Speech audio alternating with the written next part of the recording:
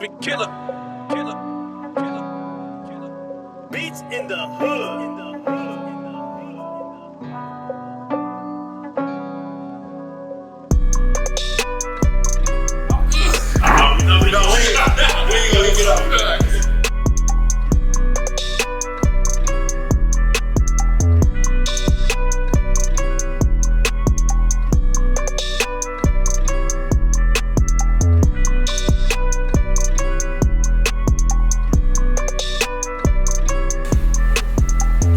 No pictures, no videos, nothing.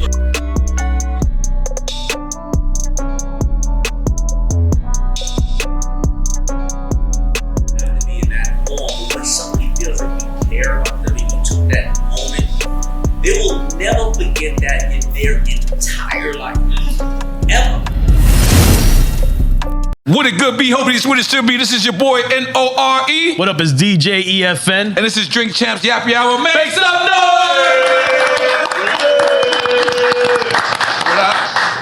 These brothers that I'm about to introduce changed the world. It made us proud to support our own.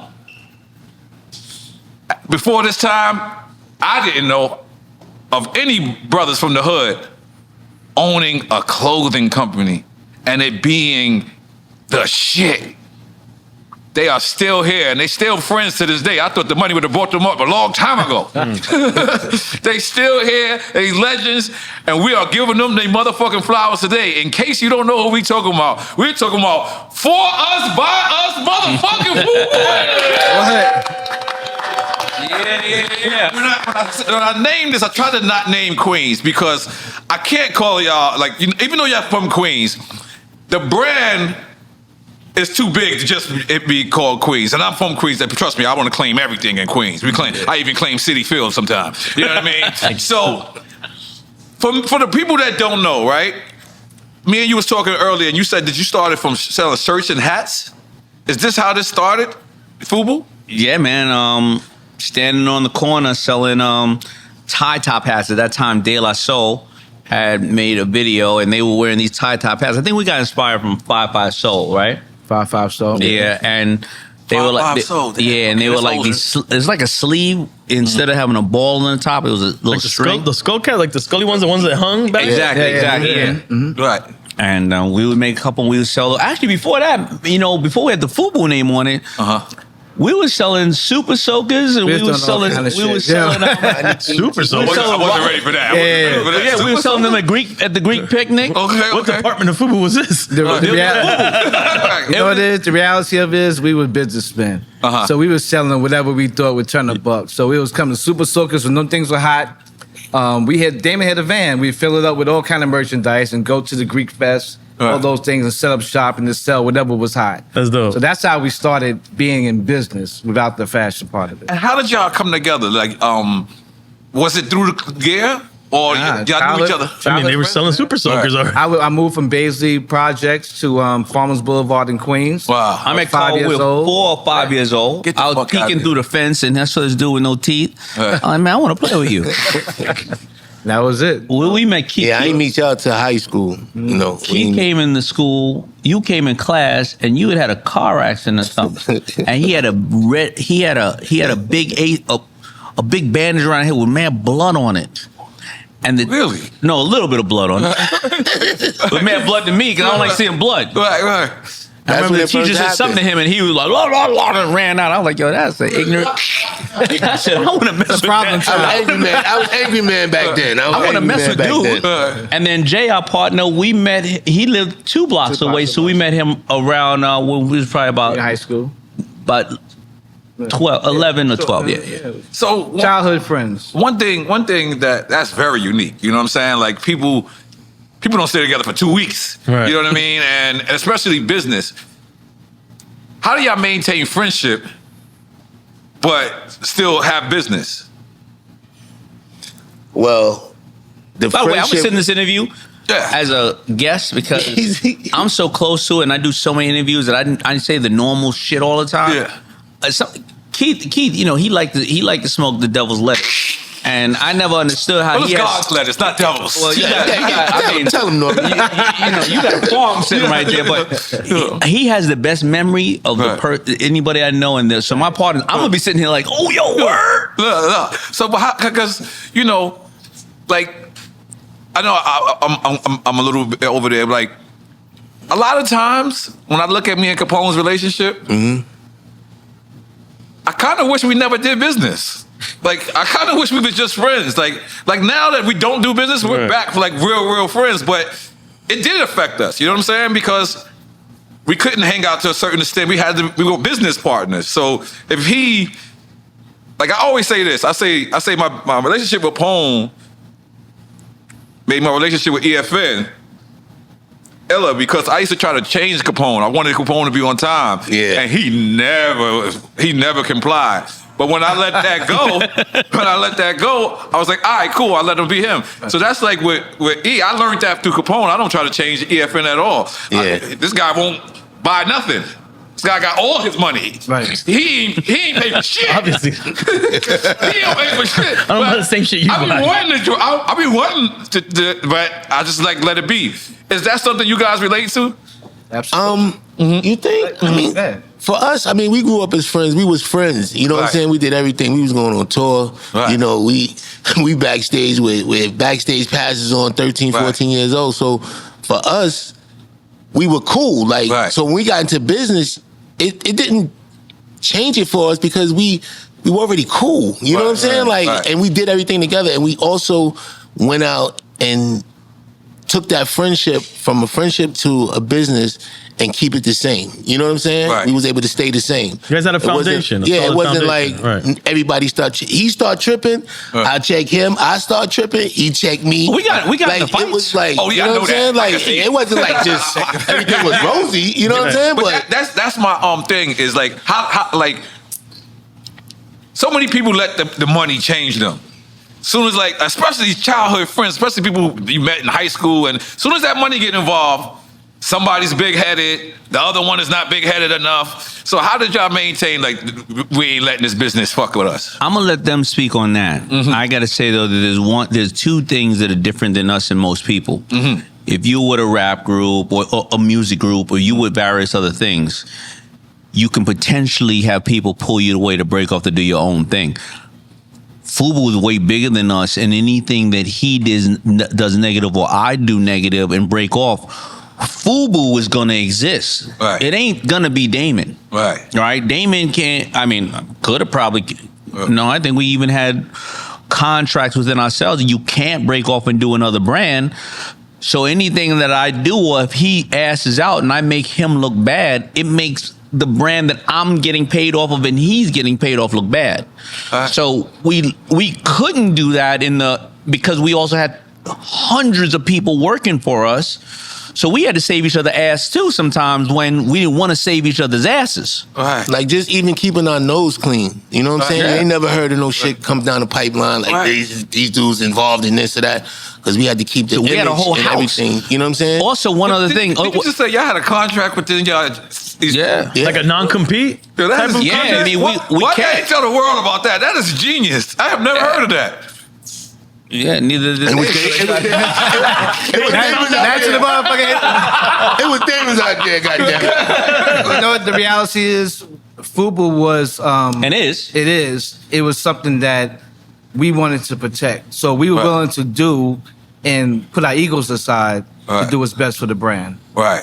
At all times. And to keep it 100, there was times where we didn't either make money from the brand, we had to put money back in. Somebody said, I told you that was a bad decision and now I got to pay for it, where we were really mad at each other or mad at the overall outcome. Right. That anger could have taken years. Right. Like, we could have sold the brand years ago when everybody said, yo, keep it real, don't sell it. It was those same people that stopped buying it. And we had a massive offer on the table from Kmart, I think it was, at that time. And we would do too, and be like, oh, come on, Kmart. But they were like, how many hundreds and hundreds and hundreds of millions of dollars are you talking?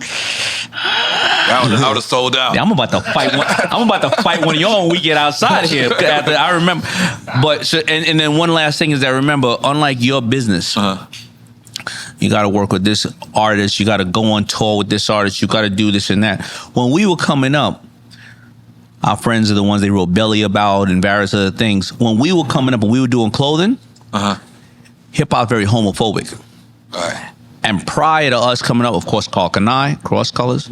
Prior to that, the idea of a clothing designer was some flamboyant person in Europe. So when we were being almost harassed by some of our friends, like, yo, what's y'all doing that clothing? Y'all all right? And so we came up by ourselves because nobody wanted to talk to us. Imagine you out there, one of our boys is moving kilos, the DMX of Belly. Right. And we up there talking about, yo, I'm about to go make a strawberry pattern, son.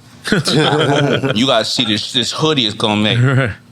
We came up realizing nobody wanted to mess with us for a while until they started hearing we doing $350 million a year. So that was some of the things. Yeah, and the bottom line is, N.O.R.E, you know what I'm saying? You from left, right? You know, we come up the same way. So we all had our different stories. Right. I mean, like for me, I know that I found them because I knew that Daymond, especially at that age, he had some unique qualities about him that the other cats didn't have. Like when I would say I'm broke, that means I ain't have shit. Daymond say he was broke, he probably had $500 or $600 staff. You know what I'm saying? So that was a quality that I liked about him. I say, I'm fucking with him. You know what I'm saying? Keep the same way. There's certain qualities I loved about my partners, and I say, you know what? Whether we selling clothes or selling fucking bananas, we gonna make some money together. And that was my What's the quality you liked about Keith? I hated Keith at the first. I hated him. Yeah, Yo, I hated him. Yo, it's a real backyard baby shit right here. The story boy trying to play me. But now, word up. I didn't even know him, and he was hating on me. My girl, like, yo. So then I met him through him. This dude, he's sitting in the car looking at me sideways. I'm asking Daymond, like, yo, what's up with your man? Like, why you always looking at me crazy? So one day, Daymond's like, yo, we gonna go pick up cars. I said, man, fuck Carl, man. He always over there bugging, man. So he says, he tells me the story why he was looking at me. It was over some girl, his man, also crazy. No, I'm in motherfucking Springfield Garden. Okay. My girl at the time was like, yo, this dude fucking with me, man. So I said, yo, what the fuck? Let's go see who this dude is. I go with my man. We go out, there's a block party, yada, yada. And I see this motherfucker, he looked like a stone cold, like, he got this look on his face, even at that age, to scare the shit out of you. So I'm telling my girl, like, yo, you know, maybe, what did you do? What did you say there? I'm making excuse me. Like, he looking at me like Screwface. But that's when we didn't do nothing that night. The next time I saw him, this motherfucker introducing me to I ain't gonna be too many more motherfuckers in the goddamn I'm like, yo, this dude really? But obviously after I got tell to you know looking him, at me sideways, man. he became my man. 1, 2, 3. My man. I tell you what I love about him. I was home one day, minding my business. Shirts. Crazy Sam from Video Music Box pop up. Old Dirty Bastard walked into my house. I don't know OD, but I know the Wu-Tang. Oh, shit. I'm like, yo. Wait, time out. Did you just say ODB walked in your house? Walked in my house. Hold on, you're going too fast. Wait a minute. Start over. So what happened? This is Old Dirty Bastard just walked in. This is like 1991 or something like that, and I think we took out a little ad in the Right On magazine. We put the name in there, and we got mostly the orders were from Japan and Seattle, Washington. It wasn't black people initially. Fax machine. Right. We got a fax machine. Somehow, Old Dirty Bastard. I guess he wanted a bit of music box. Because we stalked. Was he Old Dirty Bastard? He was Old Dirty But Bastard. it's super early in Wu-Tang. Super early. Because that day, Yo, and because we stalked Ralph McDaniels to help us with the stuff, and Ralph, being that I think so many artists owe their career to him. Yes. Crazy Sam, basically wanted some free shit. Coming out, Old Dirty Bastard coming out. I'm like, yo, this is Old Dirty Bastard. First of all, I'm a fan. Second of all, I'm hiding whatever kind of something I have worth anything. My transistor radio, because Old Dirty Bastard in the house. But when Keith was the kind of partner, though, that we were all different. I had my kind of conservative way of trying to come up with this idea. Carl was always like or anybody's voice of reason. My partner Jay, our partner Jay, who's still with us. Keith would be the one who'd be like, oh, is that right? He'd go to the studio for 3 nights and be like this in the studio. Yo, what up? Oh, all the ghetto hood dudes. They love Keith. They love Keith. They thought they were hood. I remember one time Redman was like, yo, Keith, I wore the same pair of pants the FUBU ones the 17 days straight. Yeah, that story was crazy. And Keith is the hood dude. They be like, yo. They were like, I don't know about that dude, Daymond. He kind of funny. He kind of quiet. I don't know about him. I fucks with Keith. Yeah. Keep the icebreaker. So let me ask y'all. You touched on it a little bit earlier. How hard was it to break into that fashion world? Because I remember going to fashion shows and saying to myself, I'm never going back, right? Like, I remember I just went back there and they had me on the runway and I just related this to like, this is how all fashion is. And everybody was getting undressed in front of each other. I was like, oh, this ain't for me. This is not for me. But I credited that to the fashion world, right? And people say how hard it is to break through. Like, remember how Kanye and Sway? So how hard was it for y'all to get in that world? For me, it was hard work. Don't get me wrong. It was a heavy lift, but we were doing something that's so natural to us that we were going against the normal progress of a fashion house.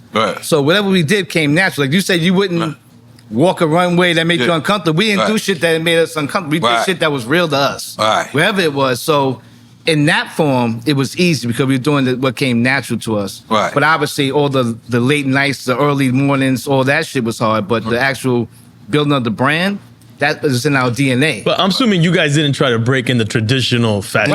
Exactly. You guys were doing the workaround, knowing the audience you were going to. We broke the system because they didn't actually allow us in department stores. They literally told one of us that all four of us on the hang tag. They said if we don't want people coming in that look like that who steal clothes or getting in the shootouts. So they wouldn't put us in there.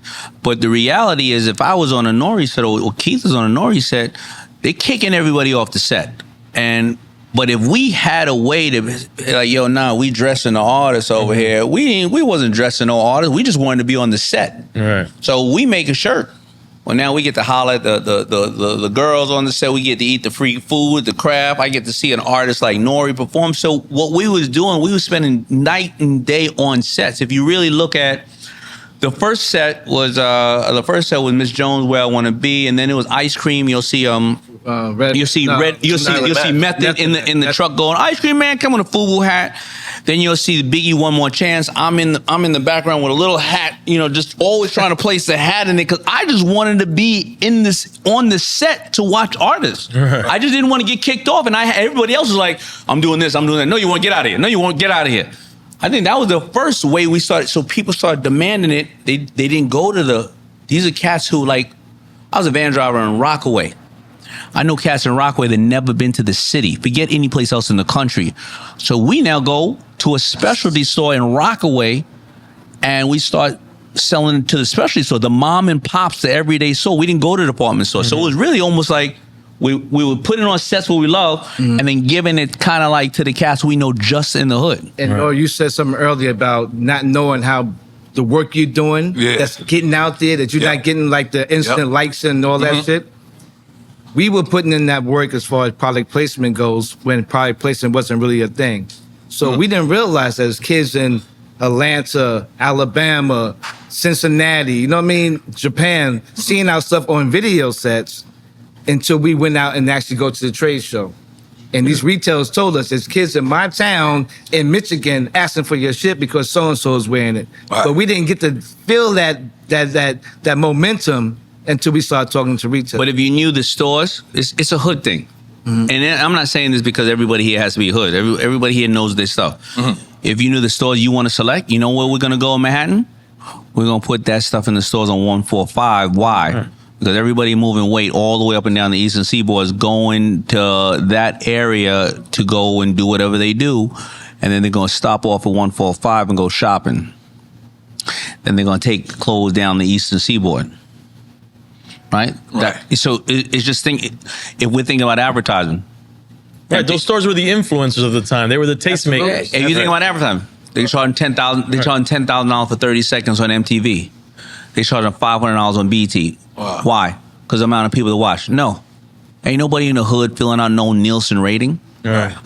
And everybody that watching BET and the projects got 10 other people watching it. For $500, we're getting the same amount of value that would be $10,000 on MTV. It's just common sense about knowing who you're messing with, you know? And who your market is, right? So let me ask you this. At one point, right, we see FUBU product was in rap videos all day, right? But then at one time, labels start requesting that you block out the label.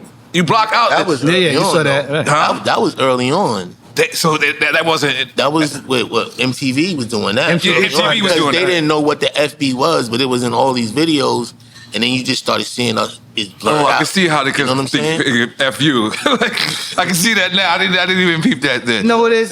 But you know what we did? Remember what we did? What's that? Your man got one on right there.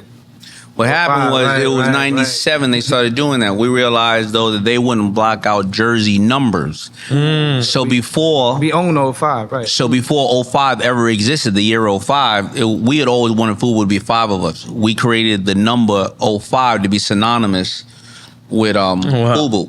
So we're the only ones in clothing that ever owned the number. Trademarked the number from 97 up to 05, and then they could never blur it because now you would have to be blurring 23, 48. Right. So that's how we started to place the stuff in the. So it was us, and I think BMW owns 323. I think there's very few that owned actual numbers. Yeah, it was a lot of Corporate America guerrilla marketing shit we did though. Like, you know, we didn't do the basic route. We learned a lot from our mistakes and what we did, and you know, we just grew from there. You know what I'm saying? But we always kept it, like everything that we wanted to do is what we did with our brand. You know what I'm saying? We didn't have to go this route because so-and-so was doing that. We didn't have to go that route because so-and-so was doing that. You know what I'm saying? We And look at stayed the on labels at the time. We stayed in You our remember path. when up here in Collins, the street teams. Yep. We had street teams as a fashion house. Wow. That was unheard of back then. Wow. We kind of ran a lot of our marketing and promotion. the same Guerrilla way a marketing, label would. yep. A lot of guerrilla marketing, a lot of in the face of our consumers, and that just spread like wildfire, man. Was it? Because once people find out that the name means for us, by us, some people would take it as hip hop, or some people could take it as black people. Right.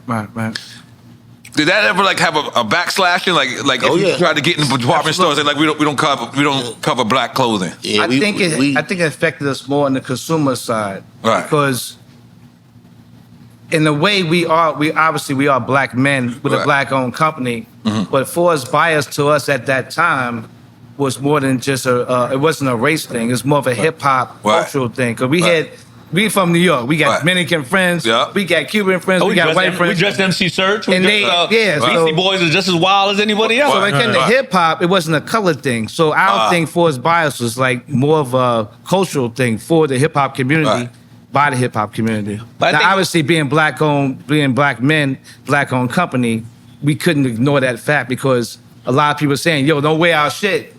And we knew that that's something that we wanted to address in our clothing. But also to keep it 100 though, I mean, you hear somebody who it has so much pride and go, man, you finally made something for us. It's hard at that moment to go, yeah, it's true, and it is powered by an African-American culture that came out of the Bronx, and we are represented, but you gotta allow everybody to touch this because I think hip-hop and country are always gonna be the most powerful music ever because it's the voice of the have-nots, but you can't exclude somebody from our beautiful life or our struggles. Don't think like that. You can't say that to somebody at that time who just like, with so much pride. You know what I mean? You're just like, all right, cool. Right. Because you know, it's a saying. Like whenever somebody's doing something good, they say, "Oh, we the FUBU of this shit." Right. Yeah. We've said it here. We said it. but I take pride when somebody says that, and you know what's the crazy shit about it is, I immediately know what they're saying when someone says, "Oh, we the FUBU of this shit," Right. and I say either they mean, the team. Or we in control of our own shit. Right, Like by the culture, for the culture. It's both of those things. Yeah, it's both of those But things. the reality of it is, it was never black. It was black owned, but never black only. Yeah, black only. We yeah. never like thought of it as because first of all, it's bad business to say Right. You can't buy my shit. Right. This is bad business. And we created it because we felt that Timbaland at the time said that about us. Right. You can't buy our That was shit. energy. That was the energy. Remember when they wrote I that remember campaign? Timbaland, We don't sell our boots to drug dealers. Yeah. And we were buying 3 pair of Timbaland a year when a construction worker was buying one pair a year. And so we would be guilty of that. We would become the same thing we're fighting against if we decided to be that ignorant. Right. Now, this famous LL commercial. It's a Gap commercial. Right. But he had a FUBU hat. I thought that was the hardest shit in America at the time. Yo. That was gangster. Was that done on purpose or that was a mistake? Keith, I'll tell you, Keith gonna remember it all. Nah, he went down to do the commercial, and my boy Roundtree that was holding him down at the time called back to the office. It was like, yo, L's gonna wear this hat. Can he wear the hat? He asked first. He said, can he wear the hat in the commercial? Right. So I was like, hell yeah, but hold on 1 second. Put him on hold. I go in there to these guys. I'm like, yo, L wanna wear the FUBU hat in the Gap commercial. Everybody's like, hell yes. I go back to Round. Yo, it's a go. We didn't know he was gonna rap about it. But they just didn't have a hat to fit him. But L said that he changed the game with that one. Like, how many people from the Gap had to get fired, bro? Who did it catch on? Everybody. Everybody. I'm telling you, we heard it it was was like good 16 people that got fired from that. How long did that commercial run? Because we kept looking at it. It ran for like about a year and a half. Wow. It still runs. It ran for like 4 or 5 months, 6 months, and then they stopped it. So and then they reran it. think about it. There is no social media at the time. The Gap runs an ad. They spend $30 million on every network. He's in the ad, acapella, Forrest Bias, on the low. It's running. They don't have anybody culturally relevant in the company, black, white, I don't care, yellow, who said, yo, there's no hashtag. You know what they're saying, right? There's no hashtag Gap fail. Yo, dudes is in the mirror. I'm like, yo, the motherfucker. You know what I mean? Over the Gap. Nobody tells them. No. How many weeks, Keith? For a while, but the illest story was when we first saw the commercial. Because we were all in the office watching it. They said, oh, yo, here go the Gap commercial. We sitting there watching it. Yeah, I don't know he about to shout y'all out. No. We know he got the hat on, so we were like, the hat. Good hair like that. The hat cool. So we looking like Y'all must have been a party after that. Forrest Bias on the low. He was like, We were like, what did he just say? What? Oh, say word. He just said FUBU in the Gap commercial. Yo, it was crazy. That day was crazy. Know what it reminds me of is LL had vested interest in our company. Right. So we worked this situation with him where he was incentivized to go the extra mile. Right. He was invested in our company, and he really just once he got to a situation, he felt like I can make this much by making this shit this much hotter, and I got these platforms. He was off. His sitcoms, at that time he wouldn't take the shit off. He is so underrated as a partner, a pioneer, a legend through so many transitions. Even what he's doing, Rock the Bells. But he to me is one of the cats who this was not his brand totally. He was a part of the brand. Right. He got paid off the brand. He went so hard. Right. It wasn't talk to my manager. It was just he went above and beyond doing that. He owned it. I gotta tell you, I don't think that commercial. Not only did we thought he owned it, but after that commercial, we thought the Gap bought y'all. Yeah, we thought the Gap bought y'all. And then that's what happened. The Gap did their numbers. They realized the target market they were trying to hit increased 300%. For everybody. That the kids start thinking about FUBU, the Gap. And then L goes back to them and says, why don't y'all do a deal and just get over it? I know, lick your wounds, re-air the commercial, and then they re-air the commercial. Listen, that commercial was so powerful. When I watched it today, I had the same exact feeling that I had back then. Right. It didn't go away. You're like, not yo, even a little bit. I was like, and I wanted to ask you. I wanted to ask you this for a long time. I've been seeing it, I haven't been seeing y'all, but I wanted to ask y'all this for a long time. So you mean to tell me that Al asked for the hat, went in and laid the lyrics, and then put it to them, and they had no idea. No idea. What's crazy is we've had all angles of the story because we've had L talk about it. Yep. You've been on the show before. We spoke about it, and it doesn't get old. It's such an epic moment in hip hop and in clothing, and And the wild part is he said the way he said it in the rap. On the low. Because only you, if you was in hip hop, only you would understand that. So there's people call me like, yo, you heard L? Right. But nobody, if you didn't understand that language and that lingo at that time, it went right It was over really your head. authentic. You had to know what FUBU meant. Right. Yeah, You know what I'm saying? it was Back then. rebelling within the system. Right. Yeah. Right. Yeah, you ready to quick time? Oh my God, yo, that shit is so crazy. So, what made y'all go on tour? Because I heard y'all saying that earlier. That was a lot of the other things that y'all said wasn't traditional either, right? Mm-hmm. But I remember seeing that. I remember seeing y'all. You know what I mean? What made y'all say I'm going to be a part of it that much? Because you could just clothe the rappers, and y'all guys had to go physically yourself. That was before we. But what tour you talking about? We were on tour as guests on tour, and then the good old days when we started doing Cancun, or we just roll into a city and we just buy out a bar for 3 hours for everybody. Sounds like the good old days. That was going That was the Club FUBU tour. That was social media. That was Instagram back then. Until it got, you got your crew, right? Until some cats started going, no, the ball's on me. I'm like, yo, homeboy, this is on the come. No, the ball's on me. I met one of my dudes like 20 years ago. He said, I just paid off that credit card from the night I bought out the bar in Detroit. People like, yo, you got caught up, homeboy. But because that's the type we would do. We would, before social media was out, somebody was like, let's say Live happened on Sunday night 25 years ago. You would hear the DJ go, FUBU just bought out the bar for the next 3 hours. I don't care what you're drinking. It's on FUBU. You guys were BMFing it back then. Yeah, but we were able to write it off. That's marketing knowledge at its finest. Right, because like you said, like you guys said, y'all went at it like a hip hop promotion. Right. Yeah. But this is a clothing line, so I had never seen. Like we heard of Cross Colors, but we didn't know how Cross Colors people look. We thought they was lying to us. Yeah. You know what I mean? We thought Cross Colors and Damage was the same people. Like It was something iffy. This was like the first time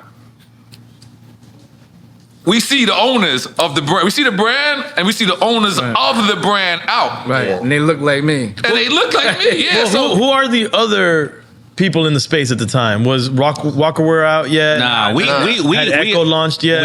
We advised Dame Dash on how to start rock. We put the president Jeff Tweedy over at Sean John when he wanted to start that brand. We advised Mark Echo. Here's the ones who we came up with: Maurice Malone, April Walker, Carlton E, the Baz Brothers. The Baz Brothers. And at that time, when we would go to our trade show, there was nobody else at the trade show. Magic? Yeah, of color. There was nobody of color in the trade show. Right. Wow. So we would just be us. We'd get together in a little room and talk about what we were going to do. Wow. But we also ruined the Magic trade show because we started the wild parties. Right. We would get 6. Trying to interject the rapper, basically. We would hire 6 busloads of parties is legendary. It seemed like it was a hip hop trade show at one point. We would hire 6 Greyhound bus loads of models from LA. We would have them all come to the trade show for one party, one night, all wear FUBU, come in, and they would be Cinderella. They'd have to get right on the bus right after and leave. And all the buyers and everybody started hearing about this party. There was all these beautiful people. You would never see them again. Imagine walking in a party. Like it's like 5 guys and like 200 women. Wow. and we sprinkle them in there like 5 at a time. And very classy women, you know. And we made sure that everybody was safe because they had to get right on the bus and leave, not stay in Vegas, not get in trouble. Right. So we would do methods like that, Super Bowl, we'd buy a beautiful space for just 3 days. It'd be called Club FUBU, and you had to get a pass by one of us to literally get in, and it would be DMX performing, that cat, so at Cancun, same stuff, all the same mentality. It's just a hood mentality, you know what I mean? Yeah, strictly hood mentality. Yeah.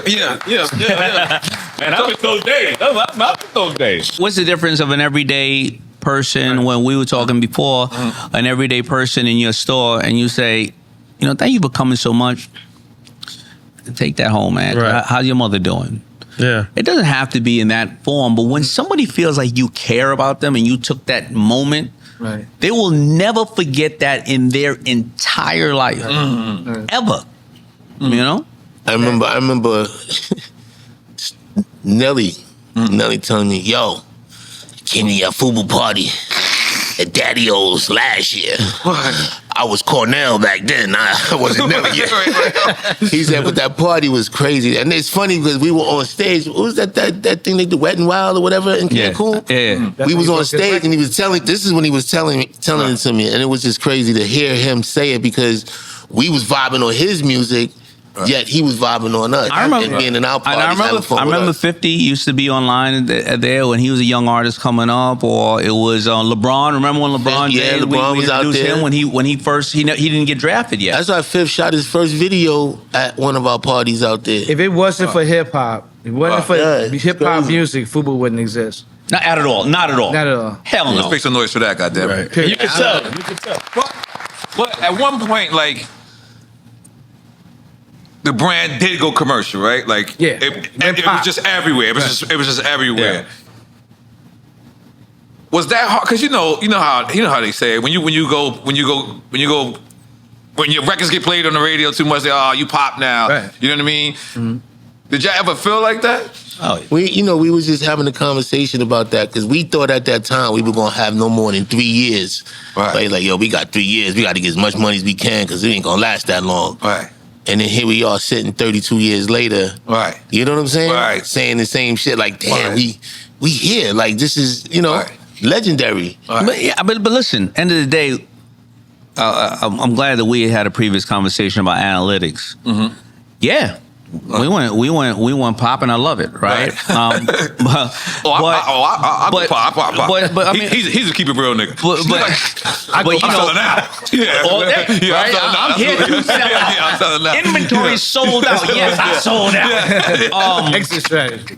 But a hot fashion brand lasts 5 to 7 years. Where is United Color, Benettons? I don't know. Where's Latigo? Where's Lacoste? Where's Alessi? When they came into the market, Levi's doing $18 billion. They went down to 3. They're back up to 6. When you really think about the brand, a lot of people have fell in love with their brand so much. But you know what? If you would love FUBU, loved it to death, and you were in high school, and that was the only thing you want. When you went to college, you want to feel a little different, right? And that's when we started to expand the brand. Mm-hmm. Like I'm gonna do with you with Drink Champs. I think Drink Champs could be a whole bunch of licensing, and I think there's a lot of things. I think that's that's what we want to do. I think that you could be the Coco Bongo. Our IP is ready to go. Of our community. You know what I'm saying? We'll get that license on our little. I'm already thinking. But yeah, of course, it went pop, and you know what? It went like this. Right. And for many years, we took the brand overseas. A lot of people said, tell them. I mean, because one of the biggest issues was It went to Japan, right? Yeah. It was like 1998. We was hot as fish grease. You know what I'm saying? We was hot as fish grease. He probably said it every year too. Y'all giving me chills. So the brand was so hot that people couldn't figure out how to stop us. Like they couldn't, so they created this story of we sold the brand. Right. For some reason, no matter what we did, it just stuck for some reason. Wow. You know what I mean? Like, even it's 2024. It's stuck that you sold it. Mm-hmm. Yeah. And who created this idea? This rumor? It was. I feel. I'm gonna speak for myself. It was the competitors because they were like, "Yo, let's throw a monkey wrench in." Because we was getting $350 million. Being your peers in hip hop clothing. Wow. We don't know. I'm not saying deeper than that. Yeah, like I'm not peers saying and not necessarily Carlton E. Right. There's other entities that own these brands as well. Yeah. Right. Compete with us. People started buying out these brands, and then it's them. Like you don't do business with a person, then you want to throw a little. You know what I'm saying? You know, before you say something, because I'm gonna tell you the reason why the rumor was a little bad because. This was the company that said they for us, by us. Right. And how you gonna sell it? Then they sold it. Well, you can sell us by us. Because we did. I wish we did sell. We did sell. Right. But what we did do is we sold the region. And I think territory. That's where the territory. we sold 3 regions. We sold China, Korea, Philippines. and Philippines, and roughly about $30 million. We sold those territories. We can't touch those areas, and Korea was more skate, and we didn't know how to relate to skate, so we just sold those areas. Just you can break up your brand now, and you see like enough Shark Tank, right? That's but I'll give you an amazing. example. Yeah. Yo, I gotta ask you something. I'll give you an example. Yeah. I think publicly we were so open about our world, so we were like, yeah, we got a distribution deal with Samsung. Mm-hmm. Same as you may have a distribution deal. You own your brand. Mm-hmm. You may be on whatever platform it is. Today, it's normal. Mm-hmm. Then people are like, oh, you owned by Samsung. Right. No, we have a distribution deal. People think we're owned by Revolt. You're owned by Revolt, right? They'll be like, well, then who owns Revolt? Well, who owns it? That person owns you. Right. And that was easy to say. Again, no social media. It's a licensing deal, right? It's a licensing deal that we're exactly owned, but it's a distribution. For laymen, they're renting you. It's a distribution deal. There's no social media. We can't answer immediately. Somebody can't go to the FUBU or the FUBU Instagram or TikTok to go, yo, let me break it down. Let me show you the paperwork. No way to get out of it. It keeps spinning. You can't spend time on negative. What we do the commercials. Hey, we own it. The kids don't care at the end of the day. They care what's cool, what they want to rock. Right. You know, so that's some of the things we have, the challenges. So let me ask you, because that was very interesting what you said. So you said you sold to Korea. The territories. Territory. So and then so that means that you guys wasn't designing those clothes that came out in those areas? Here's how it starts. Usually we start with a licensing situation with, let's say, a company in Korea. Mm-hmm. And yes, we would guide them with all the branding and all the direction to go, quality control. Right. But once they get up and running, they may say, you know what? We want to buy this territory from you guys. We don't want to license it no more. Right. What's your price? Right. And that's what you look at, you know. So if you did a license of Drink Champs in China. Right. We want to. You can create whatever a license is basically you leasing it to somebody. So you're renting your home to somebody. You can say, listen, guys, here in China, here's what I want you to do. I'll allow you to do 24 episodes of Drink Champ.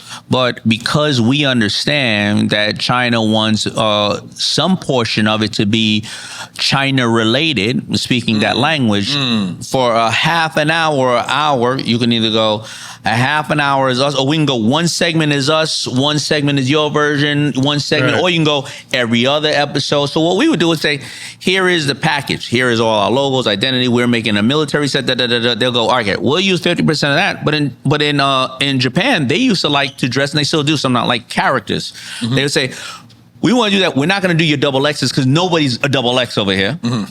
And 50%, we're going to create our own with your logo, but they're gonna look like a dog, literally a Rottweiler with FUBU on.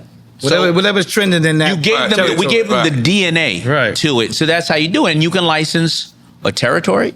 You can license, I'm gonna give you suits, I'm gonna give you bags, I'm gonna give you boots. And that's how you see Mickey Mouse, Nike, Apple, all these brands that are going to scale, and everybody listening to us right now, if you want to scale your intellectual property, it's all about licensing. Because if we knew what we knew how to make for hip hop. That's it. Males between 18 to 35 that love to pay 20% more in quality goods.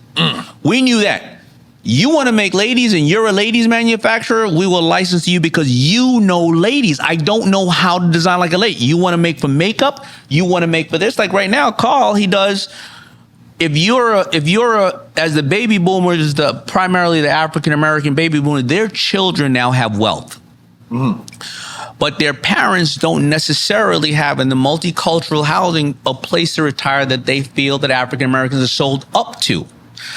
So if you want to go to Carl, because he runs the real estate division, you want to say, hey, I want to create a community for affluent African Americans who kids are lawyers, doctors, whatever the case is, but nobody's selling them.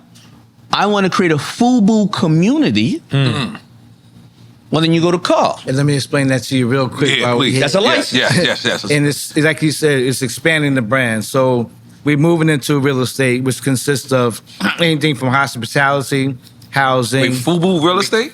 Well, we call it FUBU. We call it a FUBU community, village. Whatever you want to call it. You may call it this community by FUBU. Go ahead. But the reality is when you're dealing with developers, they always looking for a way to upsell whatever property they have. Right. So we feel our brand can give them the leverage that they need to get into certain markets. So we partner with housing developers, retail developers, commercial developers to build these communities that we're working on right now, right outside of Atlanta, that consist of housing, retail, hospitality, restaurants, sports are what do you call those things? The things where you do all the sports things that. So we basically go into these communities that need these things and developing them for them. And if we're going to have some medical, and if you think like your retirement, well, we want to have experts who understand heart disease, adult care living, adult care for African American, high blood pressure, cholesterol, and be experts in that. So that so again, it's a license of people that we vet. And the same thing, if we want to do frozen soul food, well, we're going to say, well, African Americans suffer from a lot of. You wanted the African American taste or Caribbean taste, well, you want that, but you want it to be maybe not as much salt in it, not as much whatever the case. So bottom line is, when you license Drink Champs or whoever here talking about their bakery, their lotion, or whatever, if you are able to find great partners to say, I will take a 3-year license on that, and if I hit all the numbers and do it the right way, I'll do what I really do best. I believe in your brand, and I'll take it there, and then we'll keep it going. Some license screw you, but that's how we got to grow. And for the young people that's going into building their brands, it's all about the brand. Right. You build the brand, and you capture your market. Now you have an asset that you can go out and work these deals. Isn't that what Mr. Beast does? Right? I think he just signed one of the biggest deals in history, right? Yeah. Mr. Beast. He did Beast Burgers and all that kind of stuff like that. Or the YouTuber. YouTube, right? Did he buy an island or some shit? Yeah. Yeah, they learned to license their brand, No, that's something that from year one we knew. Build a strong brand, and we wanted we wanted to own it. To license. We wanted to be the FUBU. Yeah, we wanted to do the territory thing as well. I looked at it as franchising Drink Champs to these different countries. Our idea was like, find the equivalent of N.O.R.E and EFN in your country that's credible, right? And we'll give you the full franchise model of how that will work. And back it from our end. It's the same thing. And license and do it that way. You make money from whether the royalties from the advertising, whatever you may do, you're working on royalties. And your job is to keep the DNA of it, because if Drink Champs doesn't do what they're supposed to do, then everybody suffers. Right. Hence, going back to our partnership. If I don't do what I'm supposed to do, the whole thing collapses. Is it true FUBU owns Coogee? Yeah. Yeah. We ended up buying Coogee. We had who else did we have? We had Kappa USA, but we gave that back because Kappa soccer didn't take off till last year in the damn country. Some ownership in Etonic sneakers. We have Etonic sneakers. Willie Esco, obviously our partner. You were running too, so you understand. I don't know none of this shit. We're saying you Etonic. We had a company called Heather Red. We had Drunken Monkey. Married to the Mob. Married to the Mob. And we had what's that other Ted Baker we had for a little while, but we licensed that from them. We failed at that. We didn't know how to build retail stores. We were never experts at that. We love to know what we're experts at. So we failed at Kappa. We failed at Ted Baker. We reinvented Coogee because we bought that out of bankruptcy. And the old cats would say to the young kids, you don't know about this Coogee. And then we ended up making jeans that Coogee never made. And the young cats would say to old people, you don't know about this. This is not Coogee. So, yeah. Man, let me tell y'all, man, our show is about giving people their flowers while they alive, not while, something happens and you pass away. So we wanted to make sure that we tell y'all how much y'all mean to the culture, how much y'all mean to the society, how much y'all mean to us personally. So we wanted to give y'all flowers. Thank you, man. You know what I'm saying? Real flowers. Oh, and we got the other one for your partner that didn't make it. We got one. We got the other one to take. I always say it was Snoop Dogg. Give it to them. Might as well just give it to them. Put it on the table. There you go. Make sure you represent him that he's not here. All right, now. For J.O. Yeah. In his absence. Big up my partner. FUBU Network. So we're gonna play a quick game. Time. You explain to them? I know the fans hate when I tell you. Who's drinking? We got to find out who's drinking for them. Yeah. Y'all want any of y'all friends to be a designated drinker, or you want one of our dudes to be a designated? Drinking tequila from her. Oh, damn! You got that information, Mr. Lee. You want to be a drinker? Come on, come on. Who gonna be drinking? Put him back. Sit back here. Who Someone gonna be can drinking? Come on, Keith. Come on. Okay. Radio. I think everybody needs a designated drinker, right? Oh, we do really? Come on. Designated drinker. Yes. Come on in. Do you hear that, folks? This is the only place in the world. There's designated drivers, but on Drink Champs, you get a designated drinker. All right, designated drinker. There we go. All right. I need somebody to drink for me. Yeah, we need one more designated drinker. Come on. There we go. My man Carl's son. Okay. And So we're gonna give you two choices. If you pick one of these two choices, nobody drinks. Right? Nobody Hold drinks. on. If you get what? We're gonna give you two choices. Okay. Okay. You say one over, you pick one. Nobody drinks. But if you say both or neither, which would be the politically correct answer, Okay, got we you. all drinking here. We all taking a shot. And please dive into any stories with anybody we mentioned. This is about, bringing up any stories with these folks. start with you. Let's rock, baby. Carlton E or cross colors? Carlton E. You know why? I would like to know why. Because I had a dream of owning a Range Rover one day. You had a what? I had a dream of owning a Range Rover one day. That was one of my goals. Mm-hmm. And Carlton E made an ad in a ski hat, and he had some skis on, sitting next to a Range Rover. And I said, that's gonna be me one day. Wow. Carlton E was a big fucking encouragement to me to go Influence? hard. Yeah. Carlton E for sure. For some reason, I knew to ask you that question. That's my guy. I'm asking you this question. Wait a minute, you don't drink. Nobody drinks. Nobody drink. Nah, No, he picked one. He picked one. If you don't pick, if you don't say you both don't or pick. neither. yeah. Nas or LL Cool J? Ooh. LL Cool J.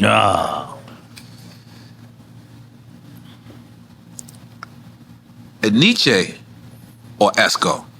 Esco. Because we own a little bit of that. And shout out to Willie Esco, man. Shout out to Willie Esco. He's the best partner ever. Jay-Z or Biggie Smalls? Big. This is pretty easy. They answer it. Wait. We throwing it at you too or no? No, it's just for you guys. Yeah. Big all day, baby. You got it? Yeah. Fat Farm or Rockaware? That phone. Okay. Tupac or DMX? Gotta be DMX, man. Damn! Yeah, that's all. That's all. You want us to drink? We'll drink. Okay. Got any Yeah, stories yeah, with both of them? Either? There you go. Yeah, that was a tough one. Okay. Any interaction with Pac or... I know X. You know what? One of my regrets. I don't think we ever had an interaction with Pac. Have we? Never I met. said what's up to him once. You said what's up to him? Passing in the I don't think club. I ever even seen him, man. Yeah. Really? I never I don't think I ever seen him, never man. met Pac Yeah. neither. I heard he's in the club one time when I was there, man. You know what I love about the Pac? If you ask 10 different people, anything about Pac, 10 different people will give you 10 different stories. Really? Which I now know because I'm married to a Gemini. So I know that He's just, Man, don't blame it on Gemini. it's Gemini shit, bro. It is. Tommy Hilfiger or Nautica? Nautica. Okay. Yeah, you want to look at this one? Yep. Walker Ware or Maurice Malone? Walk away. This guy's ain't making us that's drink his at all. girl. I like that. Yeah. That's my homie right Yeah, there that's all homie, day. big homie I right mean, no disrespect to Maurice. Love him too, but Yeah, April. No, April was is my dope, yeah, man. that's big homie. Versace or Gucci? Get You can drink it? Yeah, man. That's a tough one. Both of them. Cheers. Yeah, both of them are legendary. Both of them got the. Yeah, that's a tough one. That's a tough Good. one.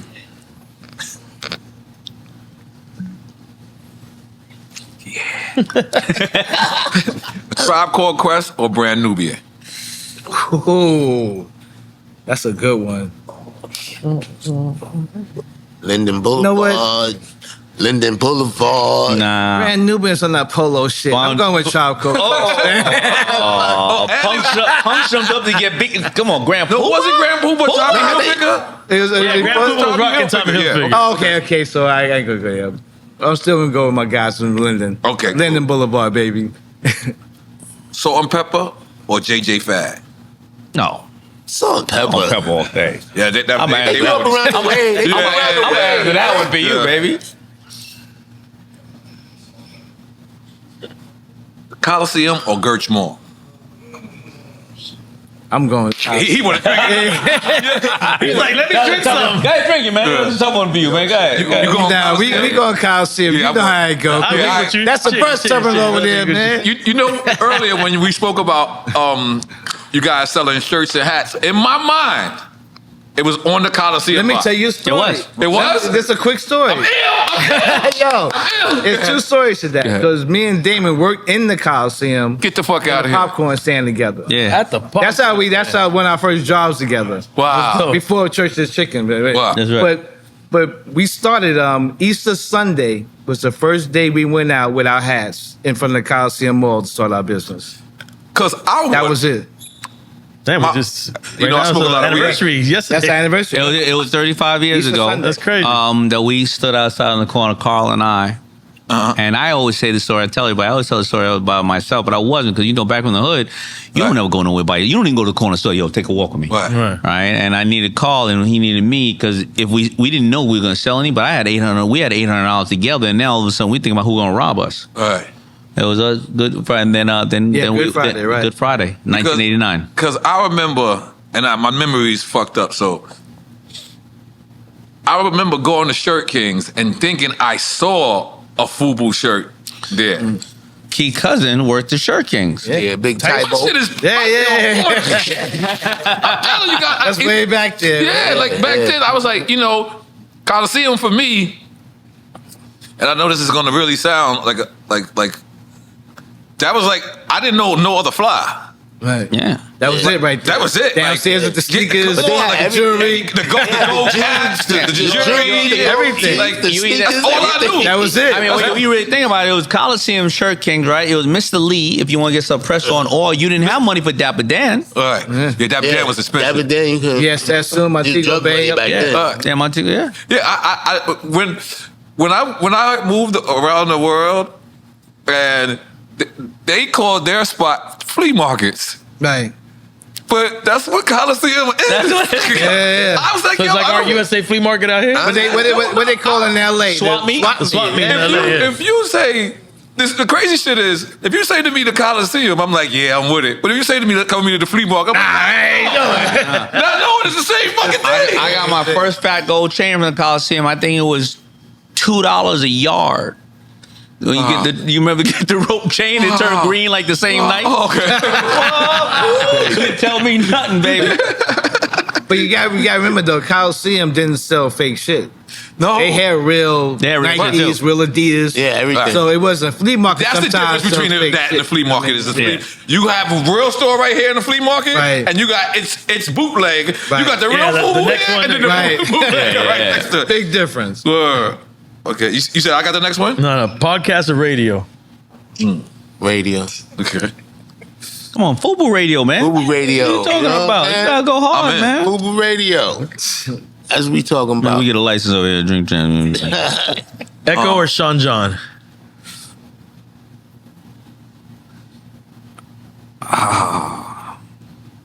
Let's drink. Yeah, to you gotta drink that. You gotta drink that. You gotta drink that. You know, Mark was so edgy with his from that side, and Sean John. put the flavor. When Echo had the tapes that came with it, that was Echo had that, and then Sean John he took it to a higher level with a lot of the furs and a lot of other The stuff. lawsuits. You know, they kept it going. You know what I Right. mean? And you know, yeah. And this is style wise, but you can answer it whatever way you want. Dapper Dan or Groovy Lou? Oh what? Groovy Lou. Groovy Lou. Groovy Lou all day. Groovy Lou all Groovy day. Lou. Yeah. Yes, sir. Really? Yeah, dap. Yeah, maybe whatever. Yeah. I'm taking a shot because I'm shocked. We don't really Yeah. fuck with Dapper Dan like that. Really? Nah. Is there a story behind that? We don't know the story behind it, He but don't- it's just yeah. like little jabs that we don't understand. Like we've always show respect, but I know Carl has something to say on that too. Yeah, but, I need what to I'm No, saying? it is. No, it's not even about dap. It's about I think even when it comes to what's his name, what's my man name? Jim Jones. He said something not so long ago about how cats in Harlem didn't fuck with FUBU. And at that time, I was in sales of FUBU. I was head of sales. So I knew the numbers we were writing with Sammy's, the cats at 145th. I knew they were making millions of dollars off our brand. And I knew what Macy's wearing our shit. I knew Cameron's wearing our shit. And for him to come and say that Harlem didn't fuck with FUBU, it just it touched me the wrong way. So when you come to Dap, he never showed us much love. Jim never showed us much love, even though he tried to do the same thing we tried to do with that vampire shit. He should know how hard this business is and how hard it's for us to maintain what we're doing. To try to say we ain't shit, it kind of rubbed me the wrong way. But with that being said, though, we love Harlem. Harlem always loved us, and we'll be back in stores over there soon. You know what's crazy? Rap is like so competitive, right? And everyone is always at each other. And the other day I had lunch with Dave Chappelle, right? And I kind of like. That's a flex. Slight floss, right? My bad. It's just my bad. I didn't mean it like that. I kind of laughed at him because I was like, finally, comedians is going through what we and I'm like, I'm sorry, but I kind of like it. Yeah, get the heat. Like it. So it's like the fact that, because rap, we didn't see human at first. Like, you getting money and then you start beefing. Like, that shit don't make no sense. But to see it in other worlds, like, a part of me was like, damn, that's real. Like, y'all go through it too. Like, I didn't think of it like that. I thought, this is what I thought. What you thought? Swear to God, I know I'm mad naive, so forgive me. But I thought y'all all cool. Y'all can kumbaya, you see each other in Cancun and party. I think the whole fashion. Right. Because I never heard of y'all beefing. You know what I'm saying? And there's no beef. It's just that. It's just a lot of shit we've been through behind the scenes that people don't know about. Like they see the story. Jabs, we know. mortgaged his house for $100,000, and we did deal with Samsung and all of that, but they don't know the extortion plots. They don't know the deep shit that we be going through behind closed doors, and why we talk about putting out a document. Yeah, let me tell you. So let's talk about some of that shit, right? Cool. Because by the way, we've been holding back the doc and the series, right? Because every time like Hollywood talks to us and they always do docs and series about stories that somebody ended up dead or in jail or a crime family, African American, whatever, and they always go, when we tell our story about what happened. So they go, so one of y'all in jail? Nah. Somebody getting weaned off a P-dope? Nah. Y'all all still alive? Yeah. But what happened was, when we came up, as I said, homophobic culture, nobody thought we were making money. So what happened is nobody grabbed on to us from the streets. None of the Supreme. Remember, we come up with Supreme Team. Right. We come up with Tommy Montana in Queens, and we come up with all these cats we was in Encore. Where they usually try to grab on to you before you come up, but we come up silently. Right. All of a sudden, $350 million are going through a system. You got now the Yakuza in Japan and China going, you better make the clothes over here with us. Wait, they telling you this? Yeah, or something's going to happen. You got a buyer at a store who's like, I'll buy $10 million worth of shit, but I need a house. Right? You got the mob going, there's $100 million coming into your warehouse. Just claim insurance on $5 million. Don't worry about it. It's not going to be there when you got there. If you don't, it's a washing machine in it. If you don't, it's way worse than that. You got the street seeing us coming out going, $350 million must be under your mattress. That counts. So now we got to hire the dudes. We got to hire the personal bodyguards who used to deal with the tunnel and Union Square to know that they're going to be able to deal with the streets.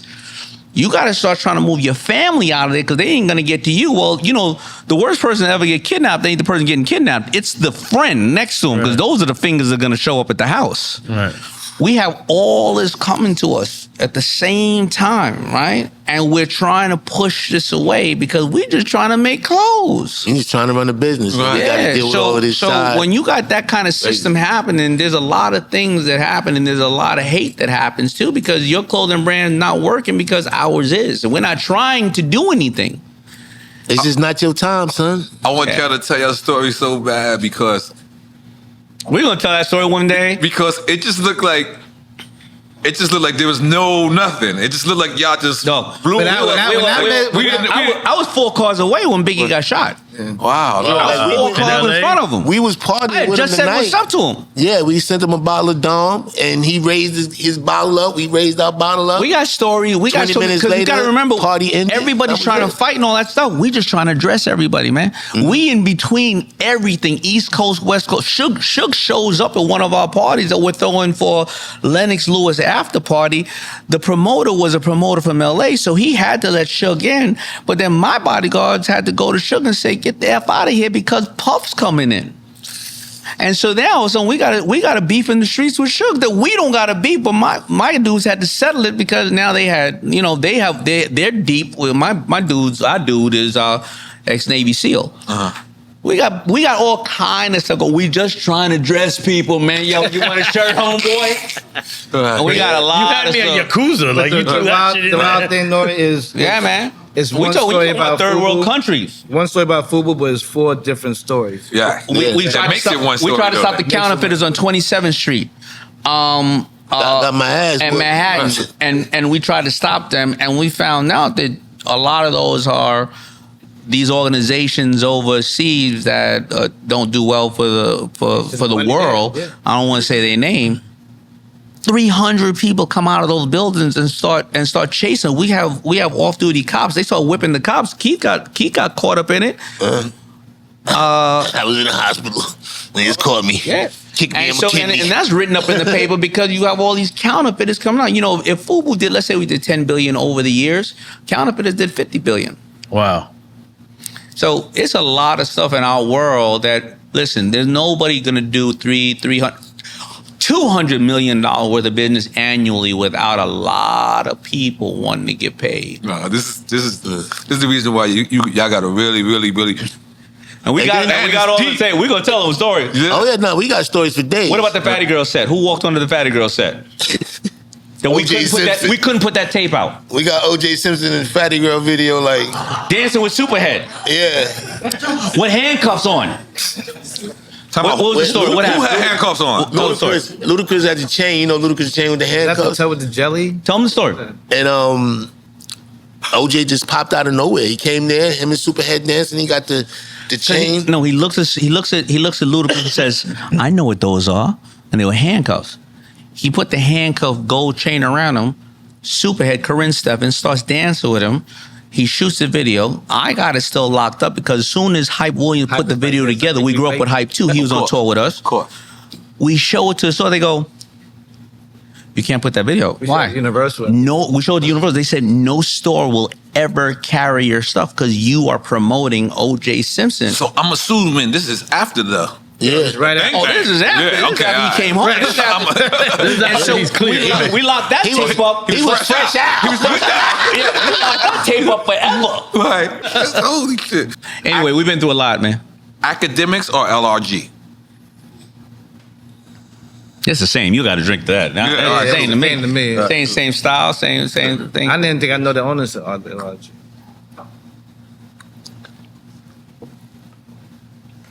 Where we at? Polo or Perry Ellis? Fuck Polo. Fuck Perry Polo? Ellis. Yo, you said fuck Polo twice. Yeah, I'm gonna keep it real. I'm gonna keep it real with you. Cats that wear polo, it cringes me, dog. Why? Why Tell me, that? dog. Because the bottom line Make sure I'm is good. the bottom line. I grew up. I feel like this. There's so many black-owned brands right now that are so dope. Let's forget FUBU on this thing. But to put that much energy and influence and effort behind a brand that literally does nothing for your community, It's real. it rubs me the wrong way. I look at this. When we started, we built a company based upon young black and people of color, hiring them, giving them jobs, opportunities. And without companies like ours, without supporting companies like ours, a lot of these kids would never had the opportunity that we gave some of these kids. Now some executives have Adidas, Puma, they doing things that they would never had the opportunity to do without FUBU. Right. So we need more, like JC said, we need more FUBUs. Right. Because a lot of kids just won't get those opportunities without it. So when I say fuck Polo, nothing personal to that cat, Ralph, whatever his name is, but it's just to that energy that you give those brands as opposed to where you can really put your resources. But and this is why we're all great partners. So whether we're talking about if we feel some cats have said something negative or not, I'll always come and he'll do the vice versa. I mean, I'll be the devil's advocate. Well, maybe Jim, the group he hung out with never rocked it, so that was his experience. Maybe Dap this and that. Maybe Ralph Lauren made Tyson Beckford. And Tyson Beckford was the first African-American male supermodel that I know, right? And maybe Ralph Lauren inspired, it ain't Ralph though, to step up his game. And so we'll always have these healthy debates, and I think that's what creates innovation. I don't disagree with Carl, and I don't agree with Carl. Right.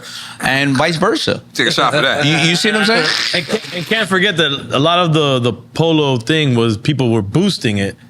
And in a sense, that was a protest, and a lot of it was a protest, and they made some money. But people was boosting it from an economical standpoint. The bottom line is, if companies like ours don't survive, young creative people don't have the chances that they would have if we do something. I agree.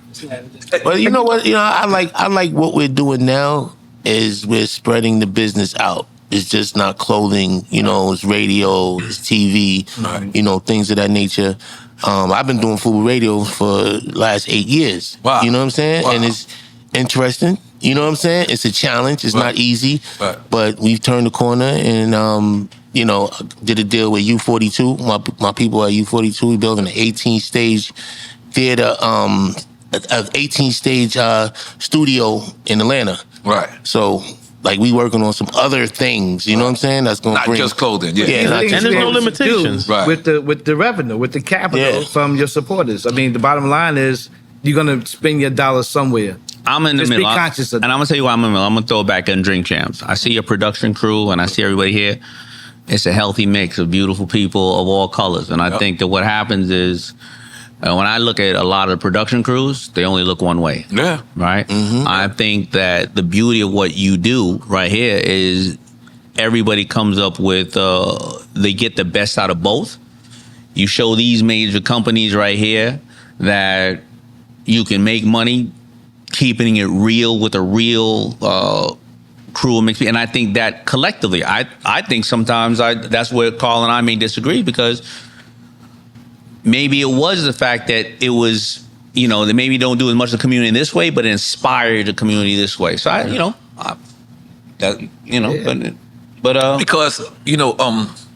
want to tell you to you.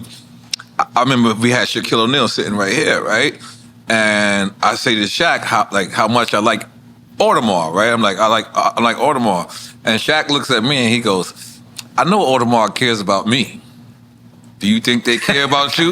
And I had to think. Holy shit! I was like, because it's true. Sometimes it's not just Audemars. It's like Rolex. People don't really know. This is my favorite watch right now. And which one is? It's the FUBU watch. FUBU watch. You know why? Uh-huh. Because it makes me money. God damn it! It pays my bills. You know what I mean? There's no valuable watch now in this you watch. know who the militant one is. But the reality is, it's creating wealth for me. It's creating opportunities for me. Right. You know what I'm saying? So this means more to me than any Rolex I can have. Shout out to Shaq, the king of licensing. Yeah. So he's ill. He's ill. Let me ask you. I saw. I can't say this. Say this brother name, right? But I saw the dude, and he was really trying to just wear just black owned shit, right? It's just that he picked the worst brands, right? He just I'm looking like, man, you need to go back to selling now, right? I said that all wrong, man. He gonna know exactly how I think about him too. I think he knew exactly who you were talking about. Yeah, but yeah, he knows exactly. So he said the people know too. Okay, but sometimes the quality is not the same when you want to just support your people, right? Like let's suppose if I wanted to eat Puerto Rican food, Right. like today.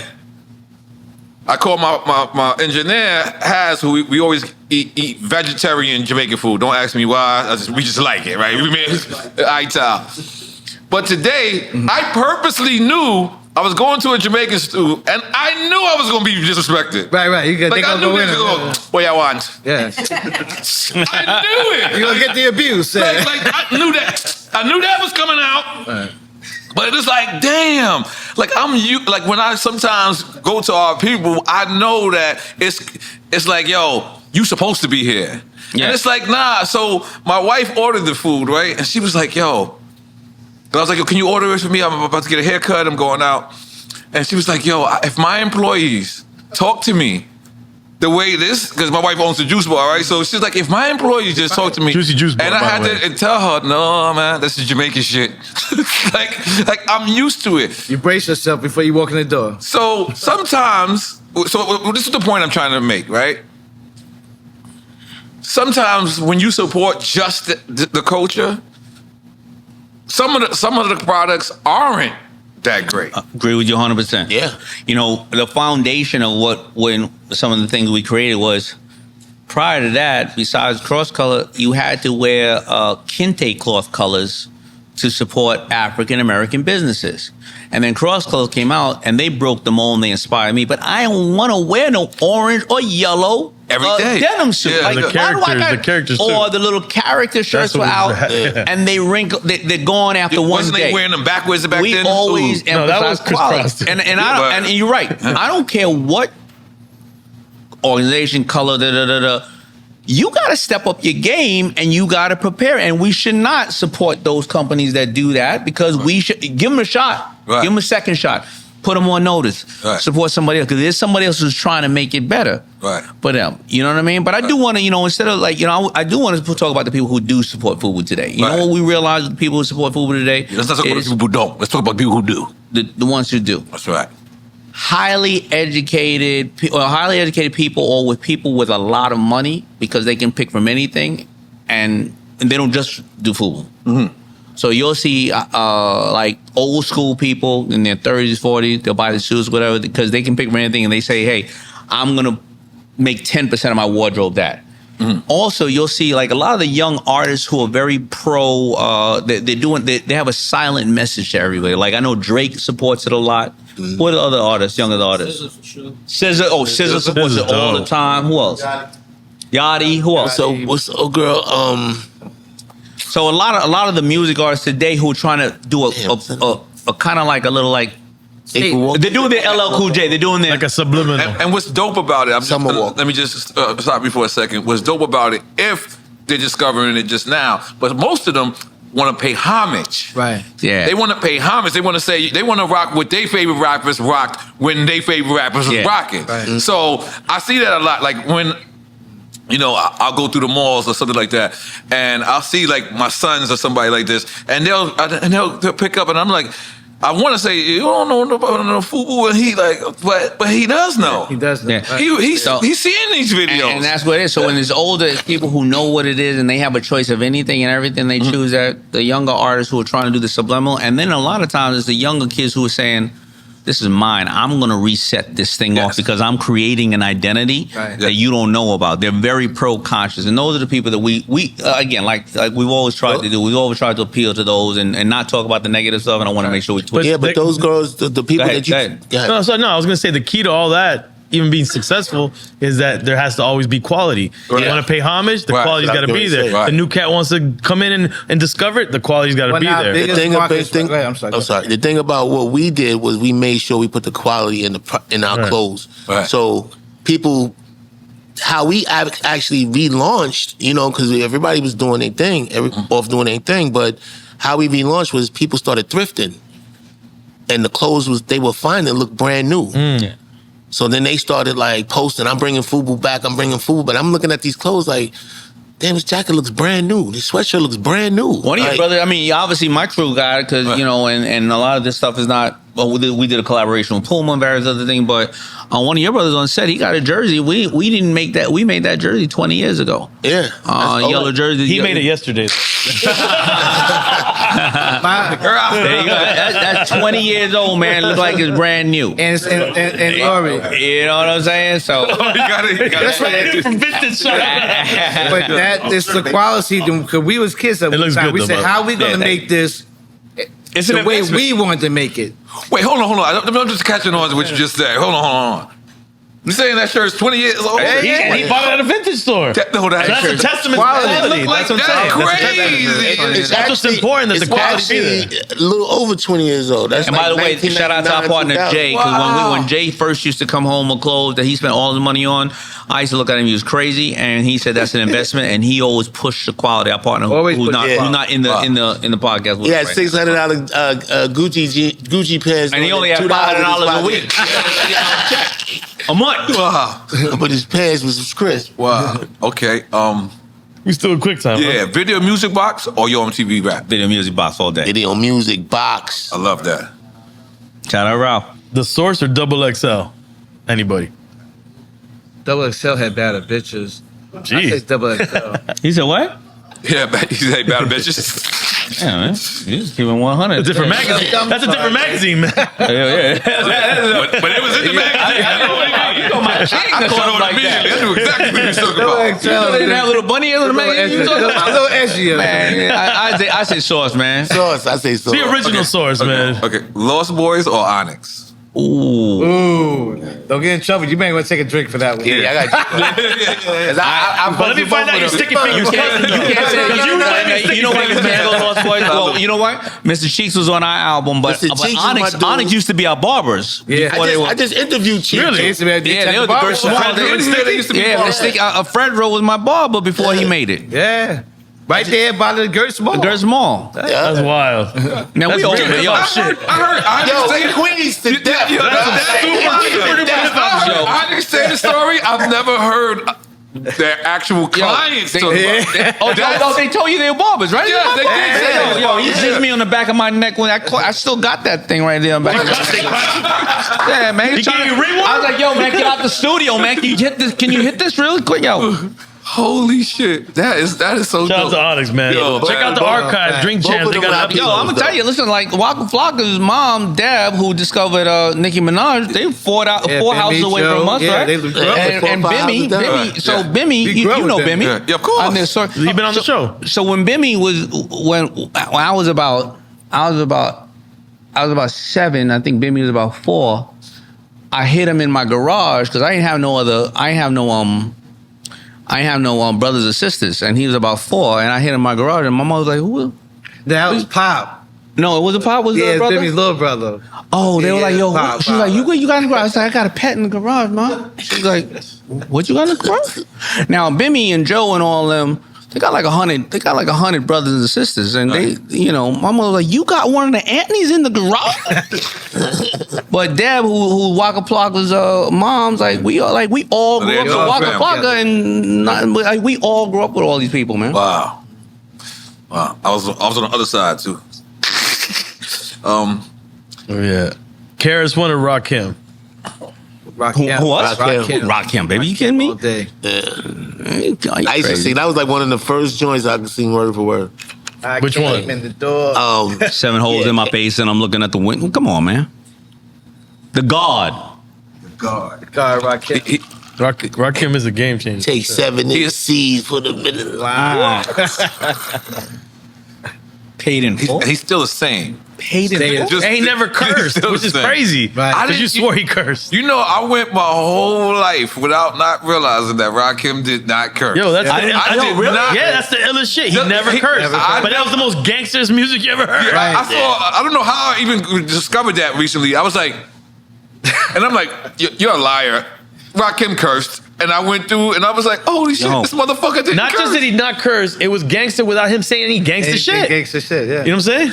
That part is also. You know what we had on our Black Entrepreneurs Day that I never realized. I never realized that Flavor Flav played 14 instruments. Oh, he's a savant. Oh yeah. Yeah, he's the illest. He's ill. I shot a video of Flavor Flav. Yeah. Flav, we need you on Drink Champs, man. We had Chuck D, but we need Flav. He's a huge Swiftie. Kind of broke open reality shows with Flavor of Love. Yeah, one of the first people to go. I think he went platinum, right? Fear of a Black Planet. With Public Enemy. Public no, Enemy. they Public Enemy. they sold mad records. And what's crazy about Public Enemy, they were speaking like they speak the most Black pride shit ever. You ever been to a Public Enemy show? You know how many people was there? You know, most of the people was there. White audience. I remember that. Fucked my childhood up. You believe it or not, there's a massive amount of people who are not African American that buy FUBU these days. Huge. Yeah, it's kind of like it's mad. Like we're one of the top in Manila, in Philippines. One of the top in Europe and stuff like that. Europe, throughout Europe. Yeah, it's fascinating how they love our culture. If you ever look at the Bob Marley movie, right? The first crowds, they went to Europe. Remember, we watched it together. They went to Europe and they were hanging out with the crazy, banging each other on the head, CBGB like crazy. They were getting ill fights to the white kids who were like, it's a lot of times those cultures, when you look at them, they adopt each other first. Let me just tell y'all the fly shit that this guy did. Rented out the whole movie theater. I gotta support Bob. Right, so I'm trying to buy something. They're like, "No, sir, it's rented out. Everything is free." I was like, "Fly shit!" So I say that to say I still went out and seen the Bob Marley story because I felt like that wasn't supporting Bob Marley. It was like getting a screening, private screening, but I still had to go back. And by the way, I cried both times. Yeah, man. Yeah, shout out to Bob, man. Yo, that movie. I ain't see it yet. Oh, I gotta see it. I don't work for the family or nothing. But listen, I got it. It is amazing. Listen, that shit is. And what's crazy, like to hear your story, just say that that y'all dealt with hate, y'all dealt with all this shit too. All I hear is Bob Marley's beautiful music. Mm-hmm. And I realized I didn't know nothing about Bob, like personally, until I was interviewing Rohan.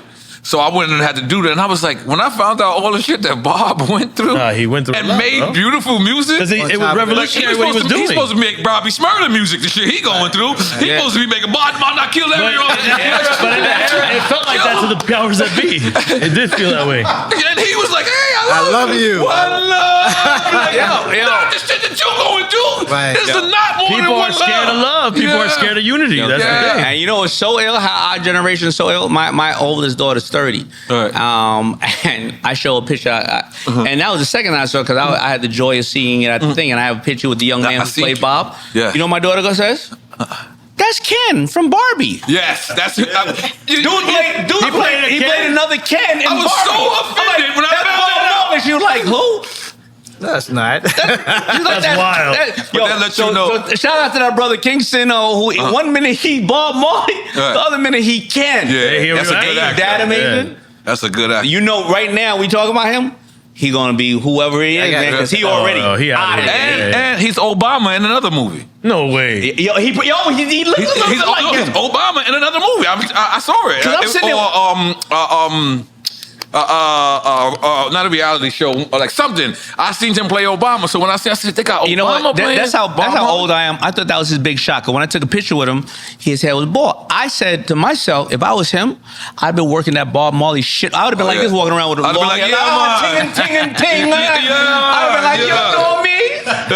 By the way, you fucked me up because since that day, I've been running around with a Jamaican accent, and I realized that people don't find that funny. Don't blame it on that day. You've been doing it on Drink Champs. Who don't find it funny?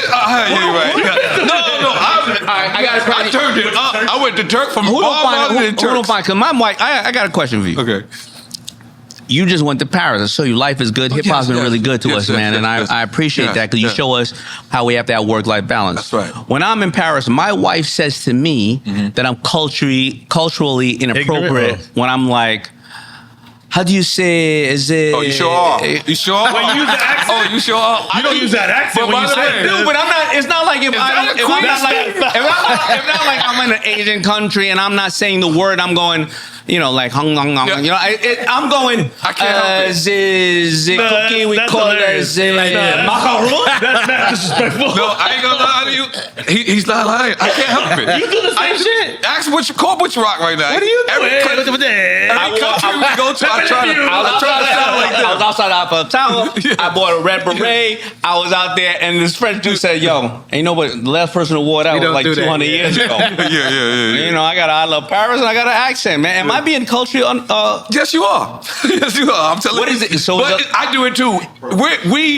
We are actually trying to show love, but we're being offensive. So is it like somebody coming up to one of us going, "Yo, homeboy"? Yo, yeah, it's exactly that. It's exactly and that. they happen not to be a homeboy. It's exactly that. All right, I got it now. And all right, honey, you're right. I said, don't do it in a Latin country. Don't do it in a Latino country.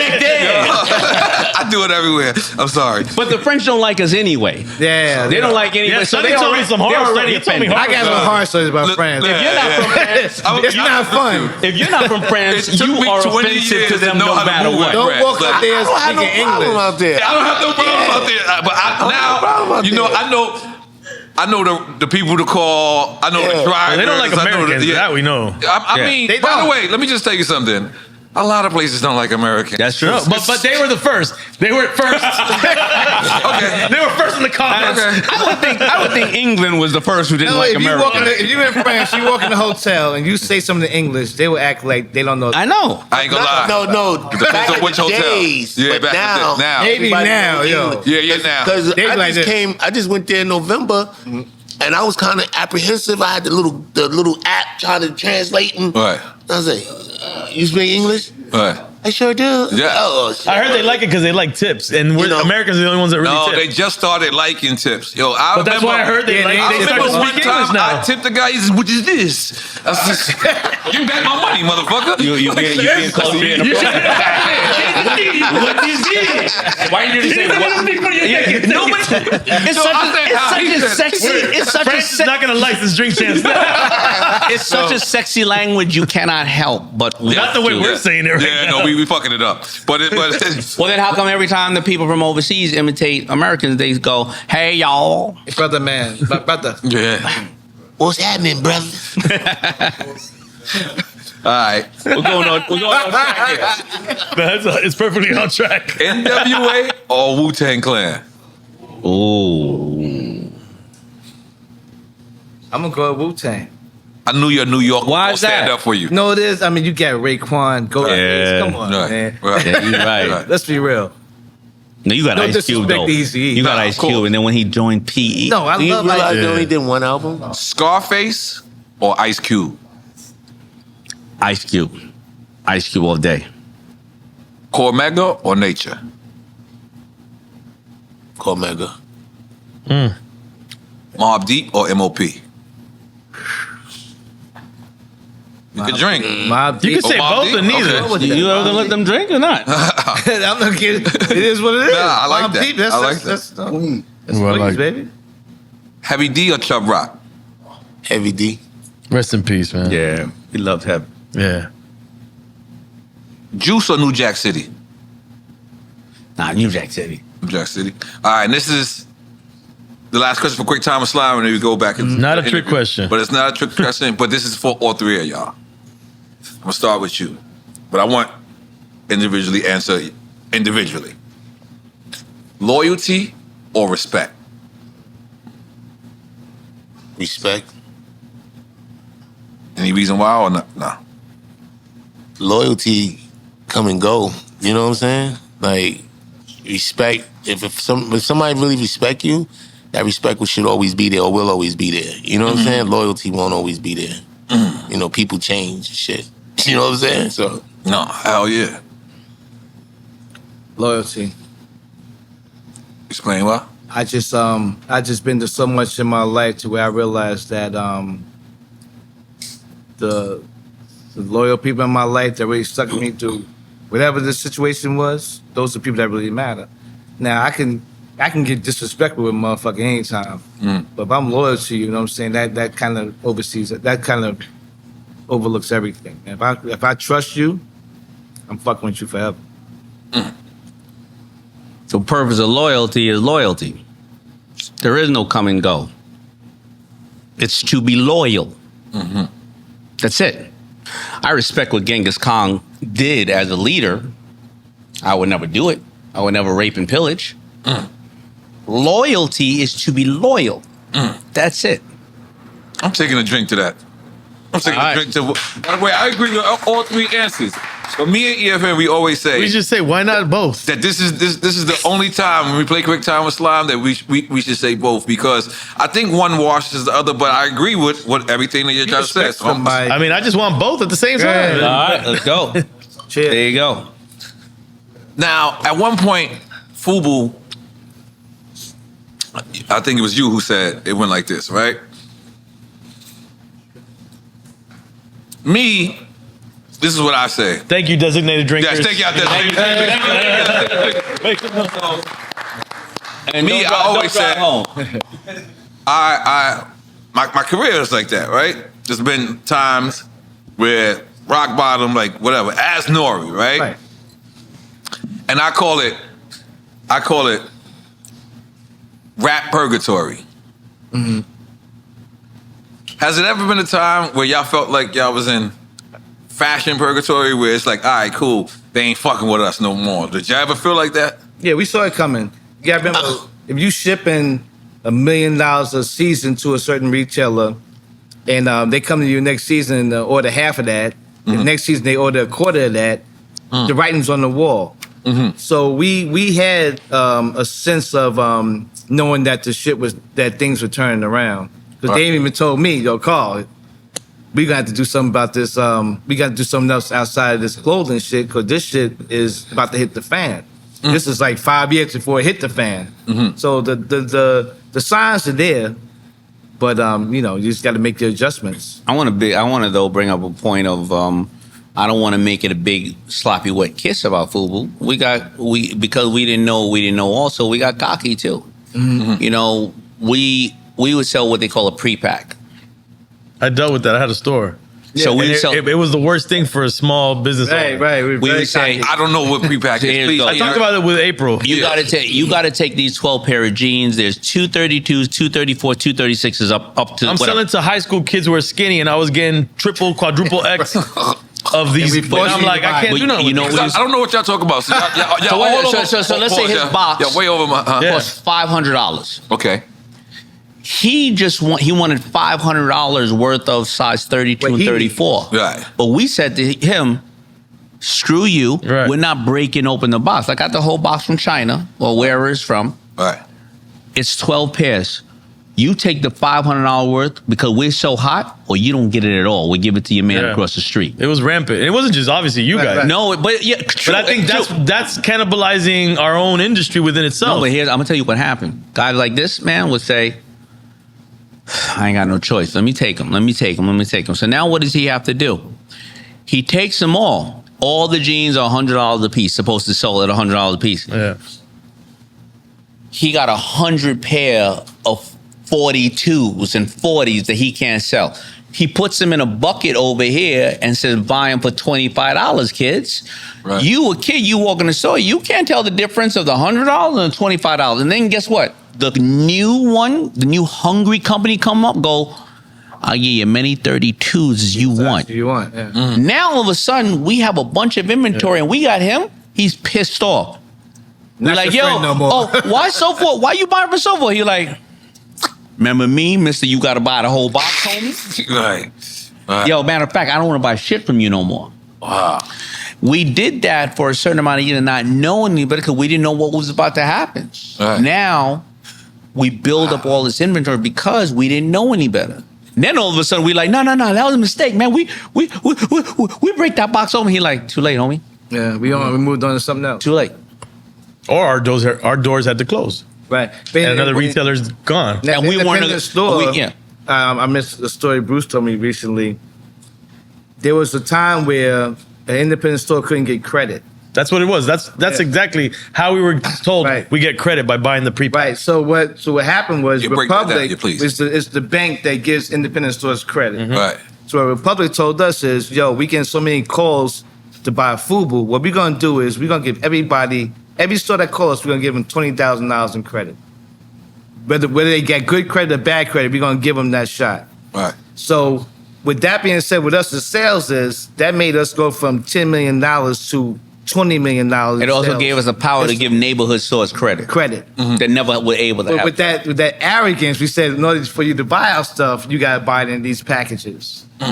And it kind of caused some. And we couldn't sell those. And it shows that no matter who you are, if you don't treat your customer right, and if that was our customer, and you don't treat them right, sooner or later, you're going to put them out of business, or they're going to put you out of business. Because then what happens in return is they put other brands in and because somebody else comes and says, somebody's not fulfilling this man's needs. All right. And I'm small, and I don't even have 12 packs. All right. You know? How many sizes you need? So like, I remember me going in Costco's, right? And I remember me looking for a product and not being able to find it because it was all the way in the back. Is that something that happens in the fashion world? Is that something that actually matters? Yeah, retail. The placement. That is huge. Real estate. That is real estate. Well, it all depends. Okay. Merchandising and real estate. All right. So it all depends. You're talking about grocery. Grocery and Costco is different, right? Because the whole purpose of what's going to be in the back. What's going to be in the back? Milk, eggs, meat, and things you need. Because you got to go to the back so you can pass everything to buy everything else, and then you're going to pass it all to buy that. But what you're talking about is merchandising and all that kind of stuff. When you see like big department stores you don't make any money off a big department store. So a big department store, they're not selling clothes. A big department store is selling real estate. So if you go and look at the Ralph Lauren section in there, Ralph Lauren paid for all that wood. They paid for the person selling it to you. All the tables. They're paying for the people in there. That's how that goes. Ralph Lauren is paying for every one of the billboard. Ralph Lauren is paying for the windows. Every time you see the stuff in the window, their job is to sell real estate. You don't make money in there. So when you launch a fragrance, you got to pay $22 or $25 per person you see going like this in the store, going like this. Hey, smell this, smell that. The motherfuckers. They're selling everything. So what happens is, and that's why they say clothing company. I mean, they say retailers like that get really religious because what they tell you to do is spend $1 million on putting stuff in the window, putting stuff in the circular. People there, put your stuff on wheels because if your shit don't sell, we're gonna mark it down and roll that shit right out of the back door. And that's where they make their money on all of that. They don't care about the clothes. They're selling to us. We gonna buy the real estate. And that's why we tell everybody here who's watching the show, be your own distributor online, direct to your customer. Because even when you want to be in those stores, who bought it? Once they go past the register, who bought it? Was it a mother buying it for herself? Did she buy it for a kid? Was it a gift? You don't know who they are. So now we want people here who watch this to sell their own shit themselves online. You don't have to set up no store. Direct to consumer, so you can say, how did you like it? How did you not like it? What should I do better? And that's the important part. That's why technology has democratized this entire world. Collect the data of your customers, Like when me and you was talking about it earlier. I had Kanye on the show, right? And I went and hung out with him, and then. So I brought him to a place called ZZ's, which is ironic, right? There was this whole big space open next to ZZ's, and Ye just looked at it and was like, "Balenciaga." I swear to God, swear to God. And then he put a Balenciaga in there. 2 floors. I had neber seen no dumb shit like this. I mean, this was some because he stopped and was just like. Like, by the way, it's nothing there. Right. There's absolutely nothing there. Right. I just described ZZ's to him like, yo, this is a place where safe. You know what I mean? There's no hood shit going on. I'm a member of the club. You know what I mean? Boom, boom. And he's seen it, and it made me say, like, damn, why don't we do things like that? Like, what I mean by that is, FUBU, right now, if we go to FUBU, we have to go through somebody else, right? No, you go right. No, what I'm saying is, like, if I wanted to go to the store, why isn't FUBU stores? That's a great point. Those are different businesses. Okay. So you have to have an operator. Okay. Because we're we're not good retail operators. That's like saying to I don't know what you do here. Right. That's like I don't know how they do the carrier of the broadcaster. Mm-hmm. Right? So a store is a different, like we know how to make clothes. We know how to make them good. Da, da, da, da. To own a retail shop, that's an art. You have to know how to put it up there. The software, the shipping the goods in, shipping goods out, taking goods back, customer service. Never mind the lease of the place. The lease of the place. So they're different. Retail's a whole different insurance. So what he did was probably he already knew the Balenciaga because they have different divisions, and it's licensing, like we said. That's exactly what we did. Like we had FUBU stores, and we still do in certain countries. But it's somebody who's an expert operator. They have 10 Donna Karan stores. They have 10 FUBU stores. They have 10 this, 10 that. So that's why, because you don't want to get the way to. Disney does not own all of it. They license it. When you see Mickey Mouse stores, Disney well, a lot of it would be Disney. Some would be Disney store, but they'll license out. Think about all the licenses Disney have. You can get keychains all the way. They're not making that stuff. They're licensing that out. You can get like Star Wars everything. That's because they're licensing. And that's Disney. Like even when you saw Daymond with the Marvel. That was a licensing deal we did with Marvel. Yeah, because I helped license that to Actively Black, right? So it's all about licensing is the quickest way to grow your brand, extend your brand, and revenue. Can I ask a quick? This is going to be a little bit of a veer off, but talking about licensing Marvel for the average. Let's say there's a person who's creating their own brand and they want to license a big brand like a Marvel or a Star Wars. How difficult is that? Extremely difficult. You gotta come to me. You gotta come to somebody like me. You got it now. You just you gotta come to somebody like me who can talk to them, who say, give this young person a shot. Because you got to have sales and all that. You got to be popular to even have that conversation. And a lot of times you're not even communicating with Marvel. You're communicating with someone that already holds the license. But let me give you something that you guys do. Think about George Lucas when he sold his brand. Mm-hmm. He sold Star Wars, the George Lucas brand. He sold it to Disney. To Disney, right. We love his story. Content, right? Star Wars, right? How much do you think it sold for? Anybody want to go? Was it a billion? 3.8 billion. Right. Right? Which he regrets, kind of. You know how much Peppa Pig sold for? 4.2 billion. Shit, well, Bluey better. I don't know what Peppa Pig handle it because Bluey's bigger than Peppa Pig now. I don't want to be culturally inappropriate and talk like Peppa Pig. No, please talk like Peppa Pig. It's okay. Started on YouTube. Yeah. All of Star Wars. Darth Vader, Obi, the whole family. The whole IP, 3.8 billion. Peppa Pig on YouTube for a cartoon of a pig, because of licensing all the toys and everything, $4.2 billion. I don't see how that was smart, though. Because Peppa Pigland and Legoland is terrible. Well, actually, that's the only thing good about Legoland. I don't even know who Peppa Pig is. I got kids. I got little kids, so I'm in it. Oh, I know you. I'm lost right now. I know you. You're going to know who Peppa Pig is. For $20 billion. You're going to be having a Peppa Pig accent next time. I'm completely lost. What happened to the drink champ? No Bluey? No Bluey? I know Bluey's off the chain. Disney bought Bluey, though. So my kid's grown. So anybody here has an IP, an idea, something else like that, the idea is to do the best you can of it and create a core audience and go to somebody else and say, let me tell you something. I know exactly what 18 years old to 25 years old want, who make about this amount of income, who watch this amount of time, because you have the analytics. And then you can say to somebody, once you give them that information, you can say, now you can replicate this in the other areas that they like and they love. And that's exactly what we've been able to do with FUBU and have great partners. And you got other people who say, you know what? I make the best peanuts in the world, but I don't have something like a Drink Champs to say, do you want, when you're drinking, some great salty snacks? Peanut Champs? I want the Drink Champ peanuts. Whenever you're drinking, what you gonna need? Fat Joe, let's just take the car. I'm gonna go back. I'm filming Drink Champs for FUBU. I'll be there tomorrow. Oh my God! Rewind, Fat Joe. Rewind. Rewind our time. I'm about to not rewind. One of the We'll be there.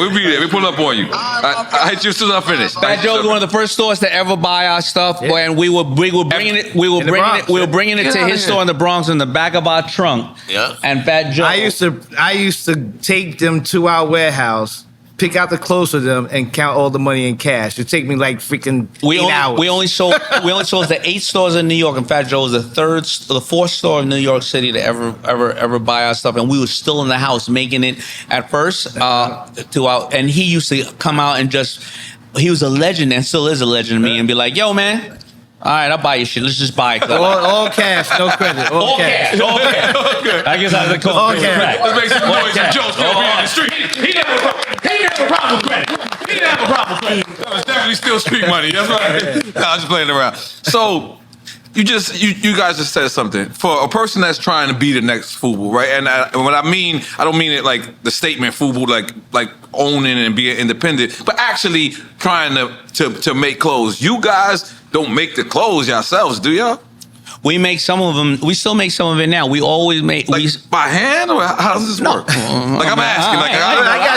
I ain't gonna go knit you no blanket in the back. Yeah. We still make a portion of, but we have like maybe 35 divisions. We have a great suit division, merchandise team. That's right. I gotta we get to the point to where we hire people to get it to different stages of approval.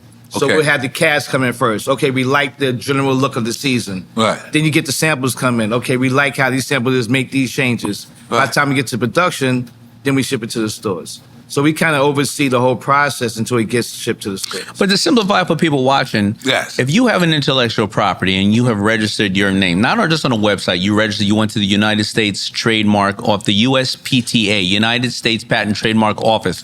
You put your name in a category. So your name would be Drink Champs, and it could probably be in liquor. It could be in everything else, right? There's a category. Don't just say your website. Because if you say, well, I got the Drink Champs website, or you go, listen, my son's name is, Todd. I'm going to name my clothing brand Todd. Well, I always say, well, my next son's going to be named Apple, and my next son after that's going to be named BMW. You can't just say that. Once you get the category, whoever you are, you can license your name to somebody. You can go to Middle America right now. You look up and down the street, like Main Street everywhere. It's empty. Nobody's buying stuff. Nobody's going to those stores. Those stores all have inventory. Right. If you are a kid and you know that you're super fashionable, you're going to say, hey, my name is whatever it is. This is who my IP is, intellectual property. I'm going to do a TikTok with all your inventory in my store, on my site. I know you already got the goods. You're going out of business. Give me 50% of what I sell. Right. And you start naming it your brand. That brand could be the new Century Forever 21, that brand, right? And so what I'm trying to tell people is they can license their name as small as they are, create a name for themselves with their following, and make money. You can do it on Amazon too. Right. You ever see when you put in some name and it says sponsored? Right. That's just somebody who sees that you're making this, and they take it and they get an affiliation, and then they direct their traffic to you. And you get that cigarette or that whatever the case is, and they make money. So I'm trying to explain the best way to everybody watching this. They can do exactly what we did. They can start off today and be the next, I don't know who you want to call it, Target. But don't get it twisted. Licensing and like Daymond said, covering these categories is expensive. We spend close to $300,000, maybe $500,000 a year just protecting our brand legally legal fees around the world. Right. So it's not like you're going to just have your brand protected everywhere. Choose where you think your best markets will be and grow as you can. You can't protect it everywhere. You know how you can't protect it around the world? Remember the show we used to love, In Living Color? In Living Color. There was a band called In Living Color. Yeah, the rock band. The rock band. They, In Living Color, the TV show, didn't want to, because In Living Color, they were entertainment. In Living Color, the TV show is entertainment.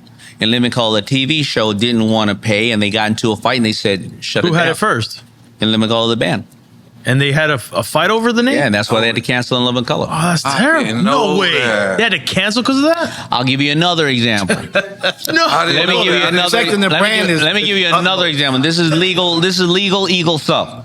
Our buddies, the ones who created the company, Jordash and Guess and stuff like that, they come to us. They license our ladies. They come to us and they show us something, and it's two horses, two horses. And I'm like, what is that? They're like, this is a U.S. Polo Association. We've said, well, that's Ralph Lauren.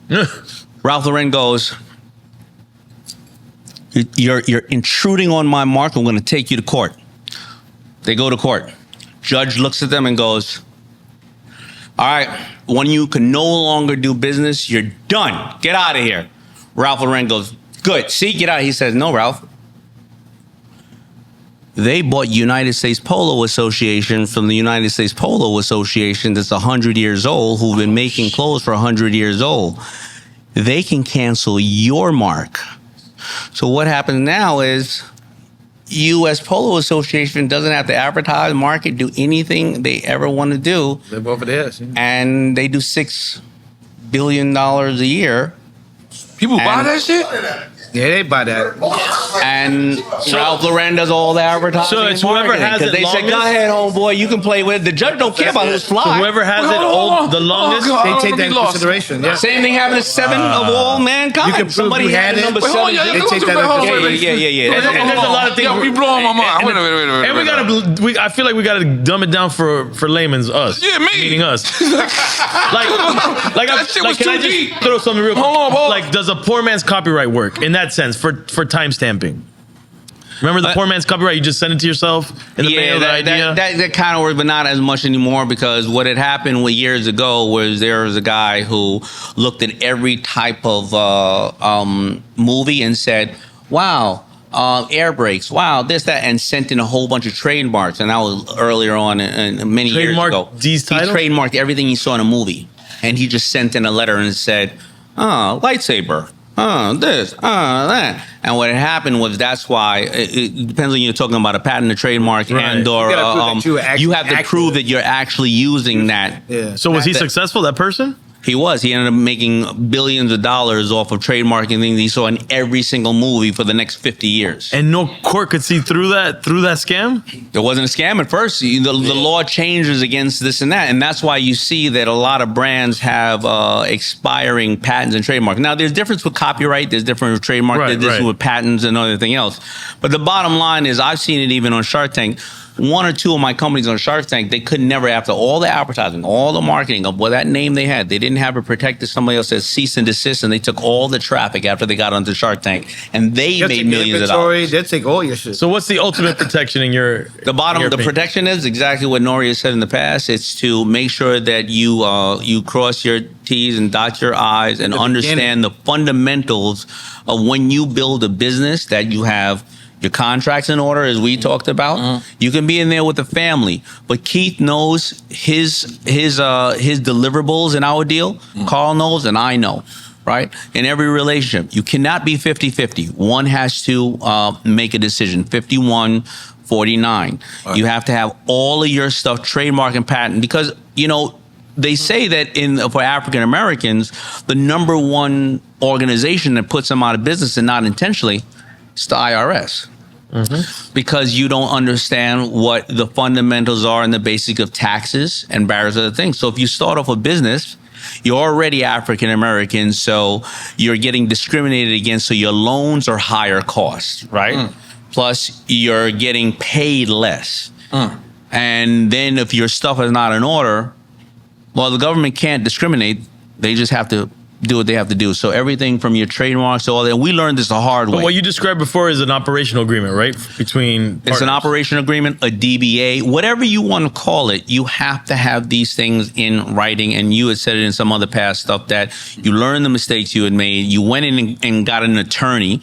And today, Rocket Lawyer and various other companies, you can look at these agreements and get them online. And don't go spend all your money with your man who's just giving you advice. Right. Go online and look at this shit and set yourself up from the beginning, and then understand how to dissolve it and various other things. I always say 51%, try to keep 51%, and try to be hold management position in your company, which means you make the final call. If you sell it, you still run it. No, if you the bottom line is when there comes a situation where a decision has to be made, you get the final call. So that's But how do equal partners do that? You do that in an operational agreement. Because an operation agreement can be like this. Listen, you're going to fund all the clothes and I'm going to be able to sell it on. You can never sell it to, lower end stores. Then the person over here goes, okay, but if it stays in my warehouse 90 days, I can sell it to who I want. Okay. Every agreement can be, And I'm going to keep it gully. The only reason FUBU is still around is because Daymond was able to, even at that young age, negotiate or had advice to negotiate a position to where they couldn't get rid of us, our investors. The bottom line is we're still around because we have to be around. They wanted to get rid of you guys? No, they never wanted. Not saying they wanted to. They were open to it. It was out of ignorance, though. It was like they were ignoring us for a couple of calls, and when I finally got on the when they finally had called us back, I was like, "Yo, you better do it." And they was like, "Listen, calm down. We'll do a deal that we'll make sure is good for you." Yeah. And the funny thing is, I brought my mother in the room with the deal, and a lot of people had laughed that I brought my mother. My mother, but my mother is very brilliant, and a lot of us, we have significant others, mothers, and I was like, so what? I brought my mother. Why can't she be a brilliant woman? Right. What's wrong with that? Right? But we have great partners. But you're right, and vice versa. We can't. A lot of companies not around because they didn't own that company. When that entity decided to sell it, they had no say so. It's kind of like being a rapper. Right. Yo, man, I just want to get the deal. Don't want to get my shit out. That's it. Right, you get the record deal. And the wrong people will dangle the wrong things in front of your face. And so a lot of us are so busy. You see it on Shark Tank. They're so busy wanting to do the deal that they're not thinking about but what's in it for you? What's in it for me? What's the end game? I just want to get it past this point. And as us as African Americans who don't come from wealth, we often are just so happy that the hustle may be over and we're getting to this point that we don't look backwards at how did I get here and what could I risk? You know? What am I giving up? Yeah. The bootlegging. How bad was that at one point? Bad. The bottom line, we was hot. So it was on one end of the spectrum, it was a blessing because you that hot. So how's it a blessing? Explain to the well, because the bottom line is that ass whipping I got on 28th Street with the bootleggers wasn't the blessing. I tell you that, goddammit. But the bottom line, if you hot, people gonna top you.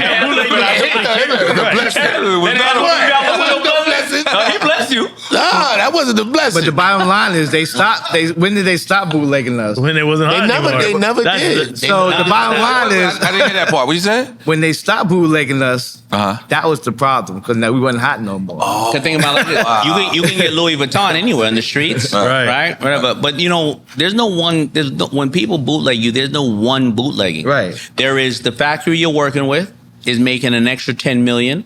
They make it extra good. Stop. Yeah, the real if you order 12 jeans, they're gonna order 20 when they bootleg us as rappers, we just think it's Muhammad from 125th Street. No, it's at the factory. They're recording your real records, right?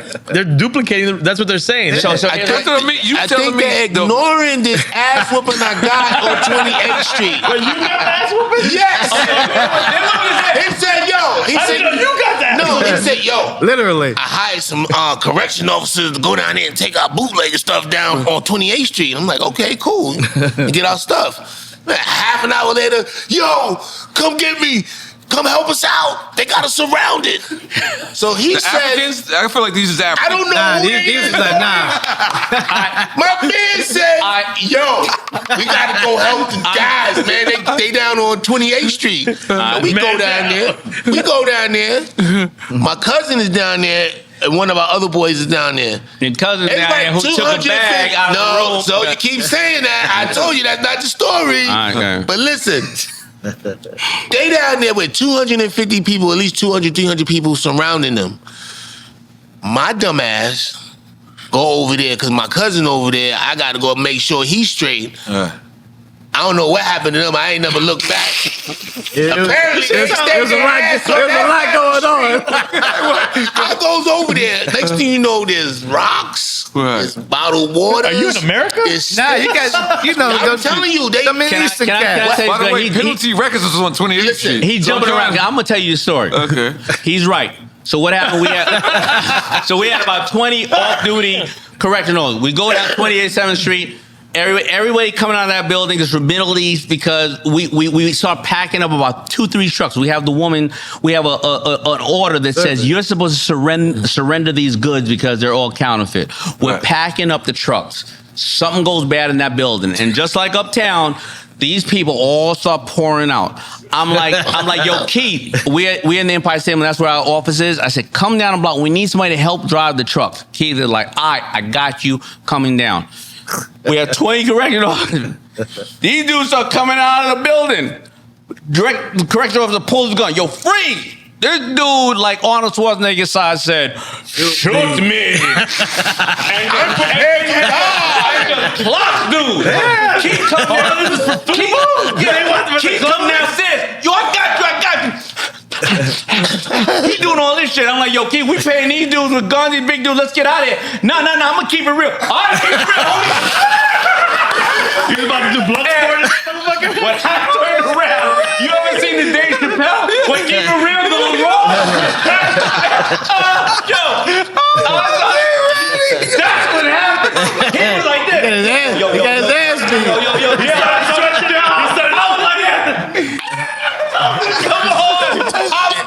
That's what happened. Yeah, I went down there to help my peoples, man. That's how I built, man. I went down there. All right, so I forgot where we were about intellectual property, but yeah, somebody whipped his ass. Was you doing the 52 pickups and Yo, I got this big dude, son. The Taliban. Oh shit! Anyway, you ain't do the crane, right? You ain't do the dinosaur. No. When it was crazy, I'm gonna tell you, it was crazy. The dude that hit me, I was handling my business. I was handling my business. On anybody else, I was handling my business. Right. And I went to step back, and you know that turn where you step back and then you go to turn back. Yo, this dude called me from the back. I didn't even see him. Boom, he hit me right. So I go down like this, and my head come back up, and he hit me on the other side. So my feet just start moving like this. Oh shit! What hit me? So I go over here and I turn around. This dude like 6'7". He got on I never forget. I swear to God, the nigga got on a yellow Gold's Gym T-shirt with the titty out. You know, he got their nipples out over down here, and he got on some tight ass fucking jeans and shit. He looked like he playing fucking pocket pool with his nuts in his jeans and cowboy boots. But I'm looking at him. He's a dude from over there somewhere. I never see him dressed like that. I swear to God. I looked up, I said, oh man, you didn't knock me out? And yo, looked like he be in the gym all day. So one eye is bloodshot red, so I want to fight now. Cause I'm like, okay, let's get it on. You can't knock me out and prove that. What? Let's go. Then his little minions start coming, all the little minions. So I'm like, oh man, I see a band down the block. Movie, man. I see a band down the block. I told you he remember everything. Yo, I run down the block, I say, I get my back to this van, I'm good. I turn around, like 20 people, like just swinging. I go down, they start stomping and kicking. Next thing I know, police, it was like a riot, bro. It was like 200 police out there, everything. They come put the handcuffs on me. I went straight Hollywood. I don't know what happened. I just came down here. Yo, straight Hollywood. They took me out of handcuffs. I go back. These niggas, they're in the office like this. What the fuck happened to you, son? I told you don't go over there. I'm like this. Yo, but it was crazy, man. All of the story. It just so many. But why did they want to fight y'all? What was the reasoning? Somebody stole. They were making a lot of money from counterfeit goods. Right. We had permission to go confiscate those goods. And that was the decision. Somebody saw a counterfeit tray of Rolexes. Right. Wow. And they started pocketing them. We went there. And old boy was behind the curtain like, yo. It's an organized system out there. When they got downstairs, it was a They wrap. make a lot of money. Counterfeiting is a huge business. So to say about the counterfeiting stuff, factory is running 10 million more, throwing it out the back. Another factory competing is making more goods. Then you got people who bring in 1 million white T-shirts and they got a line going like this, and they're going, Tommy, FUBU, Nike, Donna. It's coming from all places. And when you spend all your money and time trying to fight it, you can't even put a dent in it. But when you look at somebody like Louis Vuitton, who's the biggest company in the world, LVMH, they're counterfeited all day. And actually, a lot of the people buying the counterfeit would never touch the brand anyway, because they don't have the money for it. They don't have $2,000. So is that the moral of the story? That the moral of the story, really you cannot stop it. What you can do is make your goods a quality that differentiates from that, and you can't stop. That's what helped us out. Because it kind of sucks to say that your Louis Vuitton and your price point is up here, and the regular folks can't get it, so they have to go bootleg. That kind of sucks. That happened because what happened when we grew up as kids. Remember, we could wear a blank shirt and not get full, now whatever. When you started to, all the brands and labels, and we became so label conscious, you couldn't go to school without something on. Right, absolutely. And that's what it is. So, it is a compliment, but it's a challenge. It's something that you would have to spend a lot of your profit going after something you can never stop. You get your shit bootleg around all over the street. You're doing something right. Yeah. But once they stop, you're doing something wrong. But let me ask you, because we spoke about it a little bit earlier. I had just went to Paris, right? And one thing that I noticed is, it seems like if Louis doesn't sell their shit, they give it away. Do they? Give it away. They burn it. They burn it. Yeah, that's what I meant, right? You'll never see Louis on discount. Oh no, I never did. Yeah. But I remember times of me looking and seeing ladies with Louis garbage bags and everything with Louis. I'm talking about bums out there, like out there, and I'm looking, and I could almost tell the real Louis or the fake Louis. I could almost tell, and everybody got Louis out there, and there's no way everyone is rich out there. Right. Is it easier for it to be like that, like just in New York, because FUBU is a New York-based brand, and say, you know what, fuck it, instead of y'all bootlegging my shit, why don't we just give it to y'all at a lower price?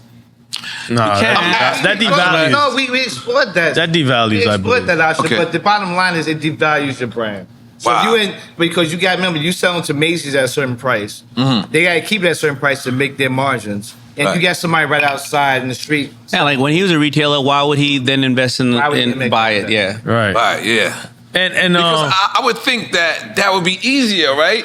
To like stop the bootlegger. It's like, you know what, fuck it, you got it, let me give you the real shit at a discount. No. The discount that they getting it is, you can't even touch that. And it's because they do less production. Yeah, we put too much quality in our clothes. I'm imagining you have to equate all of that into the business model. And the equivalent in our world of that is people taking our content, ripping it, and posting it, and monetizing it. And we have to play a game of whack-a-mole to say, no, copyright. And you can't really get everybody. You can't stop it. You can't stop it. And at the end, if you're popping, you kind of want that to happen. Because the minute you're not popping, they're not going to go ahead and put out your content. Same thing. It's the same thing. Yeah. It's like a double-edged sword. It is. It's crazy. What's one thing, besides 28th Street shit, but what's one thing that you could? That was pretty wild, man. By the way, you wish you would want to do as FUBU. One thing I wish I want to do as FUBU? Redo. Like if you something like a mistake that you made that you wish that you could do over. I would go and do the 106 in Park job I got offered. It was supposed to be me and Free. Wow. And you supposed to be Bobby Brown early. You supposed to lead the group early. But I chose, it was the time frame for me, because we was just building FUBU, and that was we used to go to work from like 10 to 8. BET wanted me from 11 to 7. So I was like, well, damn, how do I... I mean, couldn't it have worked for the brand as well for you to do that? I don't even remember that. I mean, you wear FUBU every day on the set. It could have, but I just chose not to do it and stay with my dudes, and but if I had the chance all over again, I definitely would. How much we paid Terrence J to wear us? Shut up, man. Are you kidding me? We could have taken that out of distribution. You're the wild one for that one. I love y'all, man. But I didn't want to, like, we was building something and we've been working on this shit for so long. So now when we made it, then it's like, it's easier. I'm gonna be there. I'm gonna get secondhand knowledge, but I'm not gonna get that feeling that we're doing it together. I get it. And that's why I kind of say, you know what, I'm gonna stick with my guys and pass that up. You know what I'm saying? And plus the money was good at that time. We was caking, so it was good. But I wish I could have did that, because then I would have played it for our advantage. You know what I'm saying? Yeah. Right. Yeah, because you would have been essentially helping the brand. Yeah. Yeah. I didn't parlay that every day. You know, that I didn't have that knowledge back then. Right. But because years later, I was like, damn. You know? Yeah, I can see that now. And especially if you would have been wearing FUBU every day, it would have just totally made sense. Yeah. So what's the one thing that you would think that you would do that you regret? I think, because I was always one that really felt that FUBU can exist in different areas in the industries. But I think that moving into more investments earlier, when you really had the resources to do it earlier. I think I would have gave myself a little bit more. I would have acted earlier when it comes to real estate, when it comes to acquiring other companies, using those resources sooner. Other than that, though, I think that we only a 30-year-old company. You know, company's been around for hundreds of years. But then there's some companies that have been around for no years, right? And they out. They got 6 months. Companies proven our ability to stay here. So now I think it's a great time for us to really move into these places and deal with. I didn't know about investment capital groups and investment bankers and all these things like that. Right. I know that our brand now can be leveraged in these arenas to bring in this revenue to do these things. So I would have liked to do it earlier, but I think right now is a great time to do it. And of course, as FUBU, I somewhat agree with Carl, because I didn't have financial intelligence. None of us did, and for the first, I almost went bankrupt twice before we had FUBU, and once when we had FUBU. When I made the first bulk of money in FUBU, I spent it, and straight up. And say that again? I spent it, but I didn't even spend it on just straight lavish. I just didn't know how money worked. And the biggest thing in this world, or in this country, the way that you get wealthy in this country, is to understand tax codes, tax, and what to do. And what I learned later on is that as I was running the company, we have great partners and distributors who are trying to teach it to me. But as a young man coming into money, where I started really making my money is all the things I bought, all the homes, all everything else. Later on, when I get rid of it in 2006, and money that I kind of put away a little bit in investment, that scaled crazy.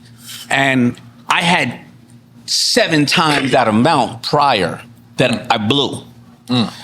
And so you look, as I talk to a lot of billionaires and people we know, well, you'll look at a billionaire, and a billionaire will, and they used to always walk around with those old sketch pads. You remember those things, those pads we had in school that are black and white? You gotta fill out the cover. I used to always say, like, a billionaire friends, like even Mark Cuban, I'd be like, well, what are you writing down? I just heard about a new tax code. I don't got that many billionaire friends. I'm sorry. I've been fortunate enough, and we've been fortunate enough. Not even billionaire. They would write down. So I said, what are you? Right? What are you writing down? Oh, well, I just heard about this new tax code. So just give you a quick example. 2 years ago when COVID happened, right? When we were getting out of COVID, the IRS had passed for that COVID act that if you go to a restaurant and you support a restaurant for a business meal, that's a 100% tax write-off. Nigga, where I was at? You ain't tell me. Let me show you how the tax code works, or the tax work. If you go to a hotel at that time, and you put your food on the room key at the hotel, that's only 50% write-off because it's under the hotel. But if you took out your credit card separately and laid it down on the restaurant, it's 100% write-off. So you just probably realize, that if you spent I did that yesterday. Tell us that stuff. It's about. I don't even think our accountants know you. Tell us this Only, stuff. He ain't tell me neither. It's like, I need AI to help me get this. No, but you got the point right there. When we first made money and we were talking, we were just like, we were so happy we were making money. The accountants don't tell us that because they think we know. They're just trying to do it. And because, when all of us talk about accounting and stuff, your eyes get glossy. Am I going on an extension? What are you talking about? I never said, what's up? And they never said, hey, or did they used to say something like, you need to know that? I'd be like, whatever. Yeah. I was putting business expenses on personal cards. All that. So when I talk to billionaires and really wealthy people, they go, listen, if I made $500 million this year or $500 million in my businesses this year, now I can either be under these tax implications. I can't even say the word. Implications. And you haven't been drinking, but yeah, exactly. But he's drunk, though. But I'm dyslexic. they making me drunk. But I'm dyslexic. They said if I do $500 million, $500 million, I can either spend $250 million and give that back to the IRS. I can try to start a new business, or I can try to save as much taxes legally where I only give them back 150 and I keep whatever, right? I already made the money. Why am I paying it in taxes if I utilize these tax codes? You want me to start a new business, get new employees, hopefully market it, maybe make money, or instead of paying $250, I pay $150. I made $100. That's what I've been math class. It's not about how much you make; it's how much you retain. And when you have businesses and stuff like that, and earlier on the FUBU days, the money in the operation, as Carl said, to acquire more stuff and do more things. $350 million running through a system. Let's say we're distributing 20, 30 million of that a year, and we're paying 15 million in taxes. We could have maybe paid 5 million in taxes and taken that other 10, rolled it into the business. It's almost like anybody here who knows real estate. If you sit there and buy a certain sell a certain property, if you do a 1021 exchange or something like that, you don't have to, right? If you have stocks right now, if you went into Apple and you sell your stock and it went up 2 times in the last, I don't know how many, if you sell it under a year, you pay a normal tax, right? 45%, 50%. If you sell it in a year and a day, you pay only 20% because that's capital gains. All these are just basic fundamentals that as African Americans and yellow and black people and brown people, a lot of us don't understand. And that's where the difference of wealth is, because if you do that over 20 years, and if I would have learned that earlier when we had FUBU, we could have been LVMH, as far as going public and all these other things that we just understand. It's always about, and the people who have this knowledge are willing to tell you. Yeah. We just so busy trying to buy cars when we were kids. Shit. That we didn't know any better. Shit. But the good side of it is we have gone through that. FUBU is still here. Yeah. Right. We still have a consumer base. Mm-hmm. And I think even now, the meaning of FUBU is bigger than when we started. So leveraging that, I think, going forward and dealing with the knowledge that we have and dealing with real bankers and investment groups and really bringing in, projects that's going to last a lifetime. Right. We should have had $1 billion fund of FUBU to acquire and or partner with all emerging brands in any category and give them our back end. Right. And thank God that our partners ended up showing us and we learned off each other, because once I started learning this, I got so excited. I was talking about so much on television. Some guy named Mark Burnett called me from Shark Tank and said, yo, you know about some stuff that people don't know. But it was exciting when we learned it, and that's why we're still here. And an emerging, I'm sure you guys have probably done this, but in emerging markets as well. Right. Yeah. Absolutely. Yeah. Like out of this country. I went to South Africa, and their streetwear brands are out of control over there. Great partner in South Africa right now. Yeah. It's like I said, it's unlimited. It's just really growing at a scale that you can control and not doing too much too soon. I met Nelson Mandela in South Africa. Yeah. Building the FUBU store in the mall. Really? Yes, sir. That's dope. Oh, we got a story, man. Wait, what? That's dope. We went to Africa for the that's store an L part of the opening. story, man. Yeah, we went to Africa. So y'all had a FUBU store in South Africa? Yeah. Y'all we had forgot several. that? We I had asked y'all several. that earlier. Google FUBU store. Okay. And then Yeah. taking What part us of South around Africa? and doing the whole parties and all of that. And That's then like their NY. That's like New York City. Yeah. Yeah, and then the licensee was like, "Oh, just got off the phone with Nelson Mandela's people. He want to meet y'all." I'm like, "Come on, bruh. Don't play with me like that." And he was like, "No, I'm serious." We went to go meet him. Somehow, some way, he had to go fly out to meet a dignitary. They called us. "Oh, he's not going to be able to meet you." I'm like, we was this close. Right. We was this close. We went the rest of the trip, did our thing. 2-3 days later, he calls us back and says he's home. He wants to come back by his crib, and we went to his crib.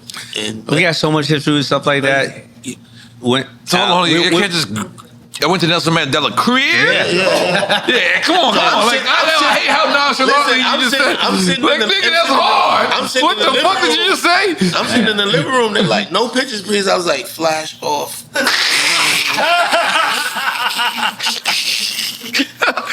You know the camera got lost. Some God, karma's a mug, right? But he came down the steps. We went outside, talked to him for a little while. We went outside in front of his door and we took pictures. That's legendary. My biggest regret in my life is I didn't take that trip. Him and Jay took that trip, but and Wow. you can always look at it. You can go to our FUBU Instagram, see that we were the last brand to work with and license and partner with Muhammad Ali before he died. Wow. And the most photographed man in the world in history, who's never seen in a brand at all, was seen in FUBU 3 times. You met Muhammad Ali? That was Michael Jackson. I'm talking about. You did a brand deal with him? No, we were the only brand with any label on it in history that Michael Jackson ever wore. So, and we have the 3 pictures, and you would see that. Yo, that's incredible. So, we've had a lot of great success in our life, man. So we're blessed to be here, man. That's amazing. It's an honor. Now we met some people, man. And by the way, nobody's done the story yet. Still, nobody's done the documentary because Pookie ain't died. Now somebody got their ass whipped in the story, but he ain't died. I think that qualifies as a tragic ending. That's exactly the day you do, but that motherfucker got in your ass. Yeah. No, but like again, I know I somewhat asked this earlier, right? And I know you guys alluded to like you guys being friends since kids and you guys being friends since high school. But how is it to be friends for 32 years? Like again, you said it earlier. You was like, man, you won't hear none of the bullshit about us. No, I've been friends with him for 50 years. It's 40 I'm like 38, 39. Mm-hmm.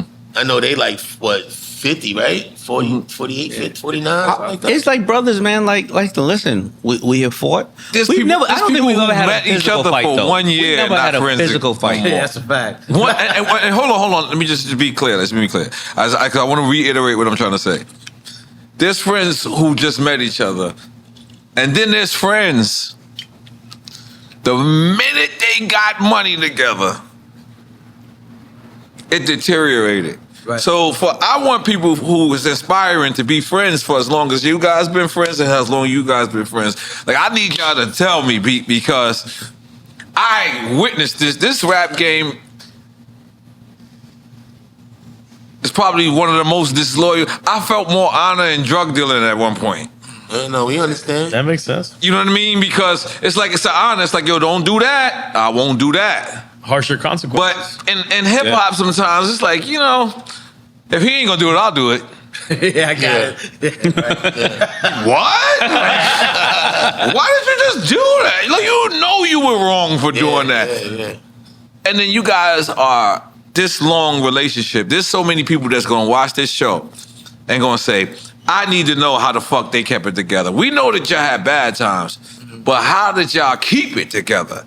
Through the bad times, good times, up and downs, whatever. How did y'all keep it together? Let me start. Let me start with you. No, because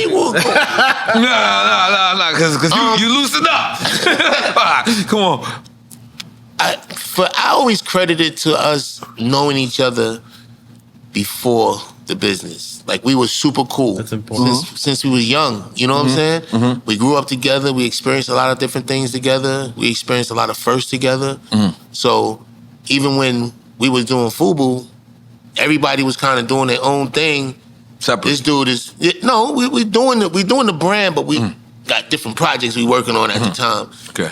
This guy recognized that Cass wasn't 100% focused, so he was like, "Yo, listen, read this book. This is how we gonna get out this hole." Yada yada. It was Think and Grow Rich by Napoleon Hill. Oh, that's the best. When I read the book, I was like, damn. I'm sorry. What name of the book is? Think and Grow Rich by Napoleon Hill. And all the volumes that he has. All the volumes, yeah. But it is attributed, besides any religious book, to being the number one book that is attributed to. It's an amazing. We've talked about it. I'm going to go back to read it. No, it's a great book. We read I ain't the book, been reading and it for a while. Got everybody focused. So for us getting together and then going down this road and seeing this thing mature year after year after year, but we're enjoying ourselves the same way. Like we're having fun, we partying, we're doing things we ain't never did, we seeing money we ain't never seen, we traveling all over the world. So it just made us closer. And then by the time, years later, when it wasn't doing anything, we was already like brothers, like, you know what I'm saying? Like, okay, It's gonna be hot one day, the next day it won't, and we still gonna have the love for each other that we have. You know what I'm saying? Even though one day I might want to kick his ass, or I want to kick his ass, but then the next day after that, we like, yo, what you gonna go to dinner? It's very rarely gotten to the point where we even want to lay hands on each other. When I've gotten extremely mad at him. He's gotten extremely mad at me. I don't know if I can ever pull my. Well, first of all, I ain't no gangster. I don't try to play like that. But I don't know if I could ever strike one. Even if I know brothers, little brothers, they beat each other to death at a time and love each other. I don't know if it even gotten to that point when I say we've had problems. Right. But I always looked at the big picture. But hold on, I want to keep it to the question. Go ahead. What made y'all keep it together? What made you on your part? That's what I'm saying. Yeah, on your part, what made you keep it together? Big picture. Like I knew that I was with a couple of cats that first of all I love. Like I'll be with them for free. Right. Just we had that much fun together as just friends. That's so fire. However, I knew that I was with three of the smartest cats that I could find in my network. Fire. You know what I'm saying? And I said, if we can, whatever it is, if we can work together, we can make it successful. Either a FUBU store, FUBU, whatever it is, we can make it successful if we work together. So my whole thing was always looking at the big picture. I knew he was the boss. He put up most of the money. He took most of the risks, so that's the boss.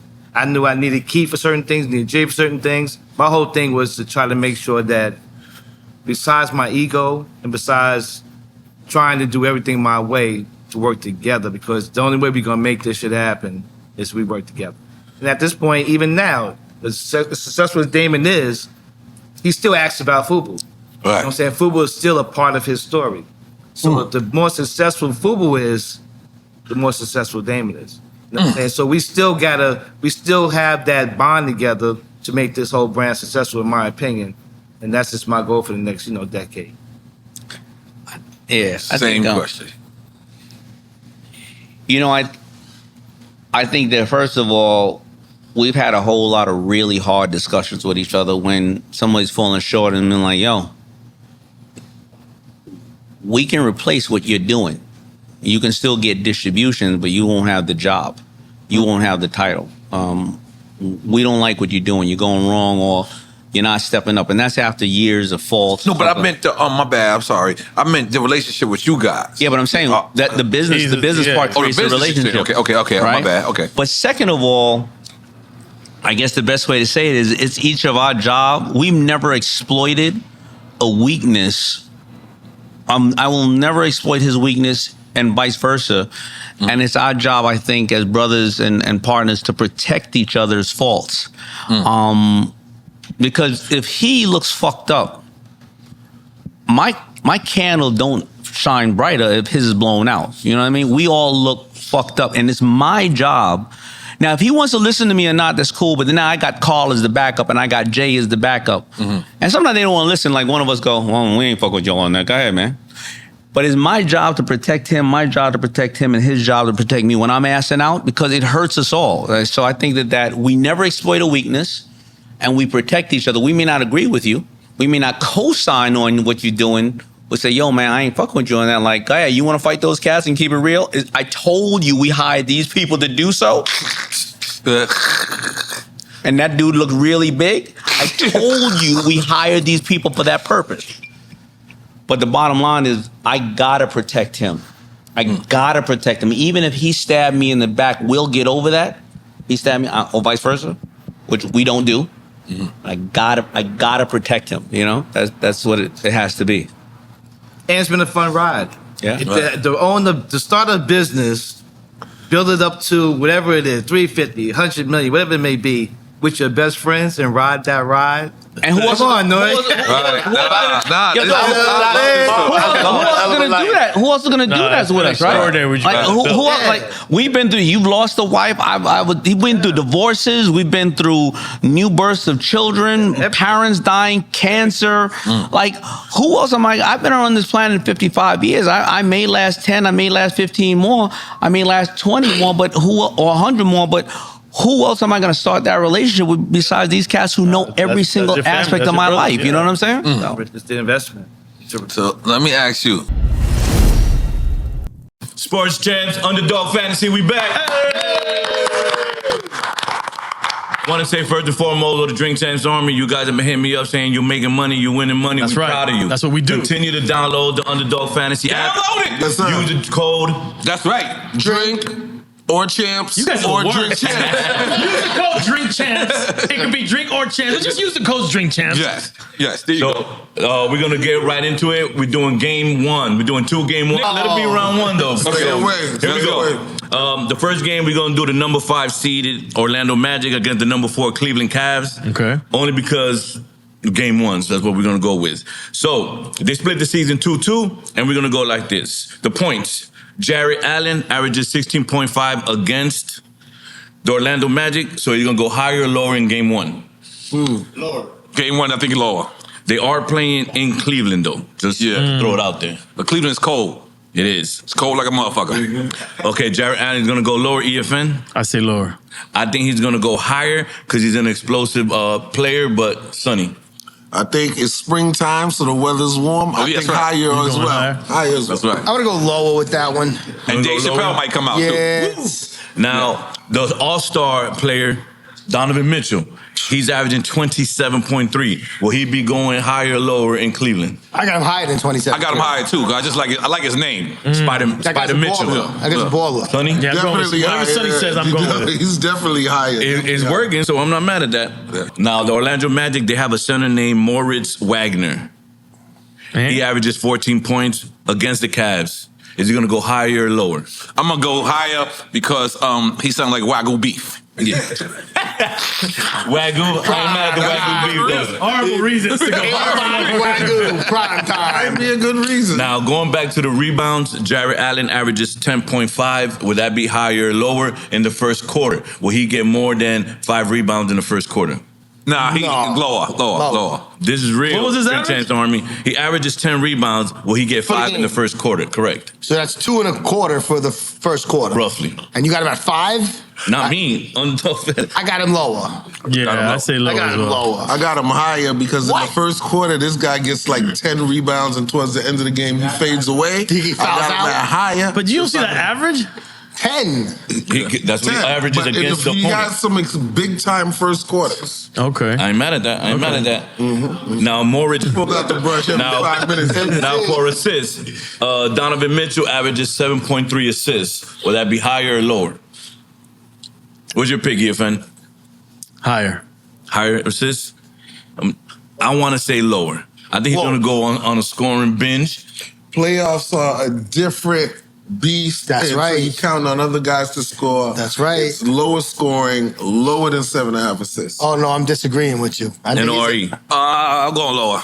Lower than 7.3. Now we got the visiting number 6 seed Phoenix Suns, Kevin Durant. KD. He averages 27.3 points. Easy money sniper. Yes, I'm going to Kevin Durant. I'm gonna say he's gonna go higher because of the spirit of DMX is in Phoenix. Yeesh. A lot of people don't know that. DMX spend a lot of time in Phoenix, Arizona. So the spirit of DMX will help out Kevin Durant. So he's gonna go higher. I'm not mad at that. Yes, yes. Higher. Higher? 'Cause DMX? No. It was, Okay, we're there. Okay, Devin Booker. 27.4 points. We go higher or lower, Sonny? Higher. Devin is probably going to average 40 for the series. Wow. Yeah, I'm going higher just on the strength that he sounds like Bookman from Good Times. Facts. Facts. Diego, this question is for you. I'm listening. Grayson Allen. Grayson Allen. 13.4 points. Higher or lower? He's a 3-point shooter from Duke. He's going higher. This is a big game for I'm him. not mad at that. what'd you say? Higher? Higher. He looks like he knows what he's talking about. I'm in. Grayson Allen. Grayson Allen. Yeah, I'm Not a going dirty higher. player, but he was He's good. got playoff experience too. He with do. Milwaukee, so. Now we're going to go to the Suns. Kevin Durant averages 5 assists a game. Higher or lower? He's lower because he's gonna go nut this time. Facts. He ain't I'm passing going the ball. lower on this I one. agree. too. Yeah, he's lower. He's shooting that I ball. think KD's got a triple-double brewing. Right. So if KD got a triple-double, that leads me to the next one. Back to Devin Booker. He averages 7 assists. Will that be higher or lower? He gonna go lower. He's got Kevin Durant to dish it to. Yeah. That's higher. Yeah, that's right. I'm changing it. I'm changing it back. He's going higher. Sniper wide open for three. It looks like the ball circulates. The ball circulates There a lot. goes the ball. Because Bradley Beal is averaging 5 assists, so it's not higher or lower. With Booker, with Kevin Durant, those guys is good money with the shooting the ball. I like higher for him. Okay. Underdog Fantasy, Drink Champs Army, don't forget. Download the app. Use the code Drink Champs, Drink or Champs. Let's go.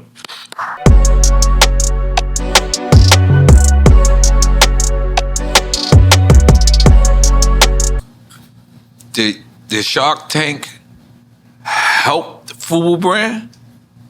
Yeah, of course. Of course. Okay. You know, this is another funny story.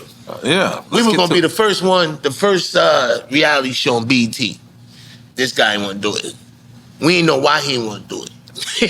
I'm ready. We didn't know why. He was contemplating on his next move. Mm-hmm.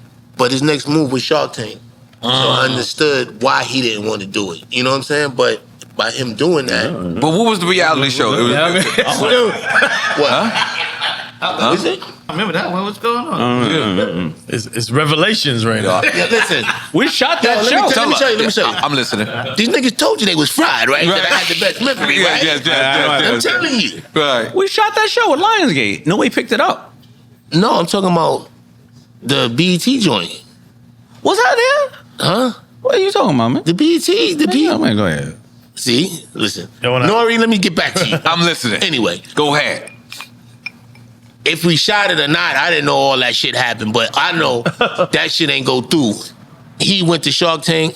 He did his thing on Shark Tank, and that just opened the doors for everybody looking at FUBU again. You know what I'm saying? Because now, once again, we on a national platform with the CEO of FUBU, which he's always going to be remembered first. You know what I'm saying? And then I think they talked about it in the opening. Wait, now, you know what happened for FUBU and Shark Tank? America started to say, it's not just for a segment. It's not of ignorance. This guy who's on here, who they all must be the same, you know, he's not a dumb guy. They're not coming in the room. They all want to hold, every one of us are held in a box. And they used to think when we came in the room, we were going to have gold teeth, break dancing, baggy jeans, no, this is business, man. You know what I'm saying? Yeah, you know what I'm saying? We didn't do Oprah because she wanted us to stand on a car and do all kind of crazy shit. Like, we turned down Oprah. Yeah. Wait, what? That was the biggest. So what happened with Oprah? That's wild. So here's what happened with Oprah. She wanted to come into our houses, and at that time we didn't want to show our family. She wanted us on cars and doing all that other shit. And then when you say on cars, yeah, I don't you know, like all that. The producer. I'm not saying Oprah herself. Oh, okay. And I remember there was a girl who was working at our company, and she was either an intern or she was working there. And they said, by the way, that's Oprah's niece working in your company. And I was like, I don't working at FUBU? Working at FUBU. And this is when we had about 300 employees. We would show up the red carpets and we'd go into a movie theater at an event. She's sitting in the front row. We sitting in the ninth row. We started going, okay, I think maybe this girl worked for, you know, she do work for Oprah, yeah. She ended up coming in later, acting fly, and I think one of us, I'm not sure who it was, fired her. We told the girl working for us who's gonna fire her. We said it's okay to fire her. And I remember this big time publicist called us. You are gonna fire Oprah's niece? Are you crazy? This is the most powerful woman in the world. And I remember one of us, or the woman Leslie worked for us, said, Oprah would want us to fire her ass. And then all of a sudden, we didn't get on Oprah no more. I don't know what happened to that. Oprah didn't want you to fire her. One of you producers around here behind the scenes who didn't let Oprah know, whatever the case is. But how do we get to Oprah? So that was your doing. How none of y'all smoked or drink and y'all lit? Like, this take another piece. No, listen, man. I'll be honest. That FUBU story is so. and here's what's crazy. I think so. I thought it was a documentary. Then I thought it was a movie. But now that I'm thinking about it, it's almost a Wire meets Power. Yeah.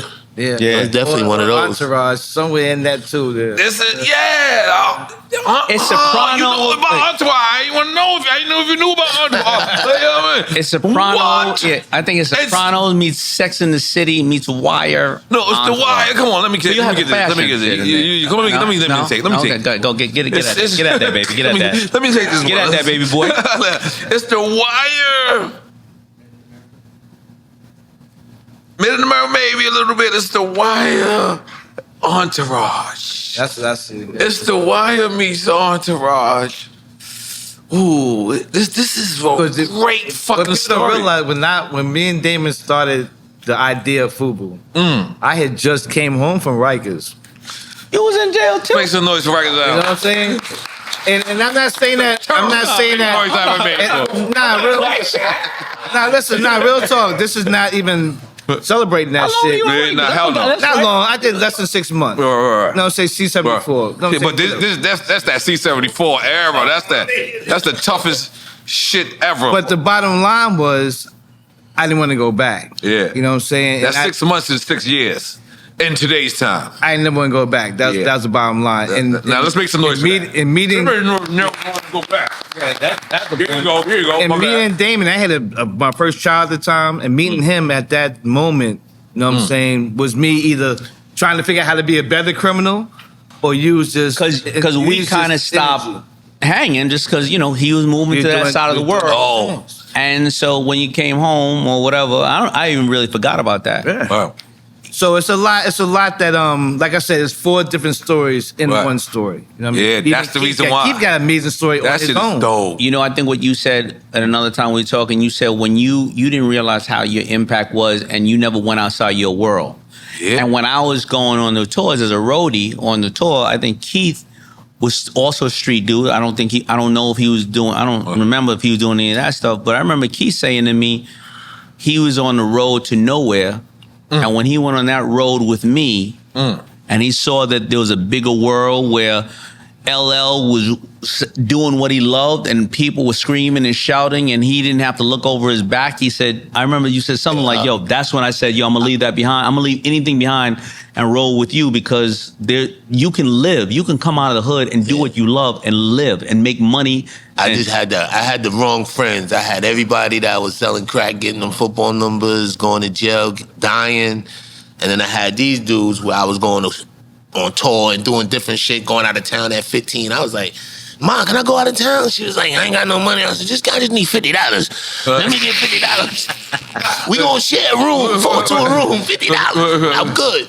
But it was like doing things like that opened my mind up to like, wow, there are other things than what's going on in my hood. You know what I'm saying? So that's how I want people to listen to us, whatever we're talking about. Whoever listens to us now, man, get with that little crew that they're on to talking about money and see. I don't care how corny it sounds. If you love what they're doing, man, don't go to those streets, man. Right. Don't go to those streets, man. There's so much, man. We're a great product of our environment of people who got out. Right. Because we just wanted to make shirts and make people happy. You wanted to make people happy. You wanted to make people happy, man. So man. Yeah, I can't wait to hear this story. Man, I'm gonna be honest because, and I'm from Queens, so the reason why, we didn't know about nothing wrong or nothing, crazy with FUBU. FUBU came out, we were proud of it. We're proud of it to this day. So for y'all to have, I love that 4 different stories thing because, shit, I'm tuned in. Let's go. So what is next for FUBU? Expansion. No, we know the real estate part. Yeah, it's just brand expansion. Just identifying new partners as far as licensing agreements. Growing our business here. We just started manufacturing our own goods here in the States again. And that brand thank you very much, guys. We got FUBU Radio. Yes. We got Forest Live Network. Yeah. And we got FUBU Village coming. So it's just really a brand expansion and trying to make this a situation where it's here long after we're gone. Did you say FUBU Village? FUBU Village, like I told you. That's the real estate stuff they were talking about. Yeah, but it is housing, manufacturing, sports, entertainment, and retail. And we looking at 200 acres. I can't say where, but right outside of Atlanta at this point. Yeah. That's the right place. And with me, with FUBU Radio, I'm building, like I said earlier, with my partners down in actually Roswell, Georgia, 18-stage creative space studio with 500 car parking lot, 300-seat theater, restaurants, and it's going to be a creative spot down there. So I'm be doing a lot of things down there. Got an office in station in North Carolina, Atlanta, and New York now, Times Square. So we just trying to do it. And I'm also working on, you probably gonna love this, the Tommy Mickens story. Trying to work, develop, and getting that done. So me and my man Tommy been talking about that. So that's gonna be crazy. Make some noise for that. Yeah.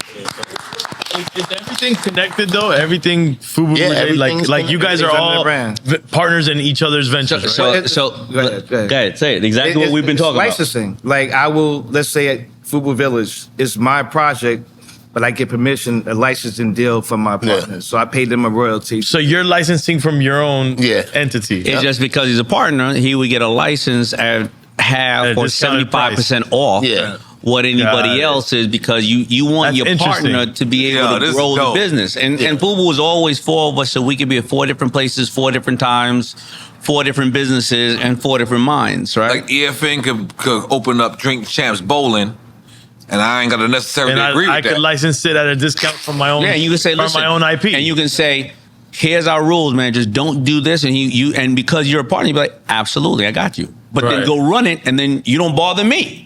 Right. Now, question. That's hard. From what you're licensing, that's hard. That excludes them as specific partners only from the license part of it. Well, it depends. If we decide to come in as a let's say a monetary investment, then that puts you in a different position. But if they just a licensing partner, my partners license it to me, they get a royalty off of the overall sales revenue that's generated from this particular property. So I don't want to make things too complicated. The basic form of a license, when you think about it, is if you sold $100, $1 million worth of goods, $1 million worth of anything. Right. If you had a 20% net, that means that you pay everything. You pay for everything, the 20% profit. Profit. Right? But if a license is 10% that you give to somebody, you do all the work, finance everything, advertise, market, and I don't do anything. You take 10%, I take 10%. We're splitting it. Of the profit or of the profit? Of the profit. And I didn't have to do anything. So that's why licensing is so powerful.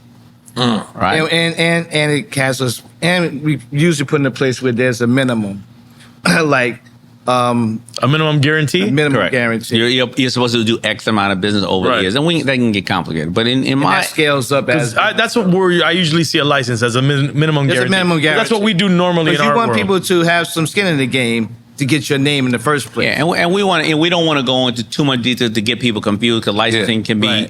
But it's really, really simple. Right. It's like renting or leasing your home to somebody. That's the same thing, right? So in my regards, so what I would, my job is I will be, we will be FUBU forever. We've been fortunate enough to create something that was globally recognized that came out of our basement. Thank you. Thank you. I think that I will start sooner or later a fund, a FUBU fund, where it will be, deploying money to businesses and or whatever with our history. But my job still is to grow the brand and support my partners. Because my job as a partner here is my public access is to keep being hopefully the dignitary of our brand and to bring attention to our brand globally. Definitely one day we'll do whether it is the doc or the series or whatever the case is. Or both. Yeah, and I think that the job of us is that people have always shown the scissor reel. And I think if you hear us jump in, whether Keith's talking about the fight, whether I'm talking about being an asshole to customers, or whether Carl's talking about counterfeit, we never want to sit back and say, look how fly this shit is. We want people to say, this shit is hard. And when you're doing this, I've never met an entrepreneur in my life who did something purely because they wanted to make money. Right. I've only met entrepreneurs who wanted to solve a problem or bring somebody joy, and then the money came. The people who did it only because the money ended up in the wrong place, so they blew the money once they got it. And I think our job and our obligation as the people who created this brand, who never sold it for the right reasons, is that to extend this brand for people of coming from all colors or whatever, coming from nowhere, to say, man, them dumb cats did it. Like, only thing I did notable in school is I liked the seventh grade so much I took it twice. That's it. And I'm dyslexic. Carl went to jail. I'm just remembering it. I'm dyslexic. You're dyslexic. So bottom line, my job is to be the statesman of FUBU, keep pushing it out there, keep building great brands and bringing great partners in. Maybe we do the movie or whatever the case is and stuff, and just keep going. Keep with the it's my life. You know what I mean? It's not just a movie. It's a series. It's a acted out series. It's a documentary with the acted out. It's a whole series. It's acted out. It's like, and you got to take your time. You seen the Wu-Tang Clan shit on Hulu? Yeah. That's where that is. I killed that. Yeah. And my newest agenda has been really, honestly, of all that is supporting emerging artists. Especially as we're shooting in an area with ours, because what I found, unlike we came up, we had each other, we had clothing, sports, athletes, all that. I found that artists who create, as we all know, a lot of creative people, there's a lot of addiction in this community, and that their joy and their pain, they don't ever know if they're going to get into the NFL or create a FUBU, but their joy and pain, we benefit from it. And there's a massive amount of addiction. So I'm starting to bring attention to fine artists and hopefully give them FUBU licenses for free and various other things like that. Because I think there's a lot of addiction of these people who have beautiful things that they have to share with us, and we don't realize that community has no support. So they have it. Let me ask you, would you do FUBU cannabis? Yeah. I just don't smoke on TV. I respect that. I noticed that. Yeah. I noticed that. But I've been smoking since been smoking. Carl told me one day, he said, yo, you was on to something back in the days. You know, and you was smoking weed when you was teenagers, bro. Like, but, you know, I keep it respectful. You know? You still smoke? So I don't drink. You slowed down a lot. Yeah. I slowed a lot down. You know, when you start, you know, when I turned a senior citizen, how many blunts you know what I'm saying? He don't count. No one knows. He don't. But it's like I said, I don't. I slowed down a lot of things that I did. Like back in the days, I used to fall asleep in the club with these dudes. They used to take my chain off, wake up, I'm wilding out. They're like, yo, chill, here go your chain. Like you falling asleep, like doing stupid shit like that. Teach you a lesson. Yeah, he was an angry weed addict. You know, no, I've never heard an angry. Me neither. Because it was mixed with a Hennessy. That's why. It was mixed with Hennessy back then. No, you know Henny. I don't even say that time in the club. That time in the club. Remember that time? That time in your life? Remember that time when you tell was us about time in the club? You tell him, kid. I ain't trying to tell you business. You want to tell him? What, yo, pissed in the club? He started peeing on people in the club. Wait a minute. That's a different kind of time. Dog. He said I could say saw me and told. That's all. Not dog. I'm talking about there was some women sitting at the bar. He was at the bar and he peed on. He just straight peed on their leg. When he mixed his weed with Hennessy. I remember that one.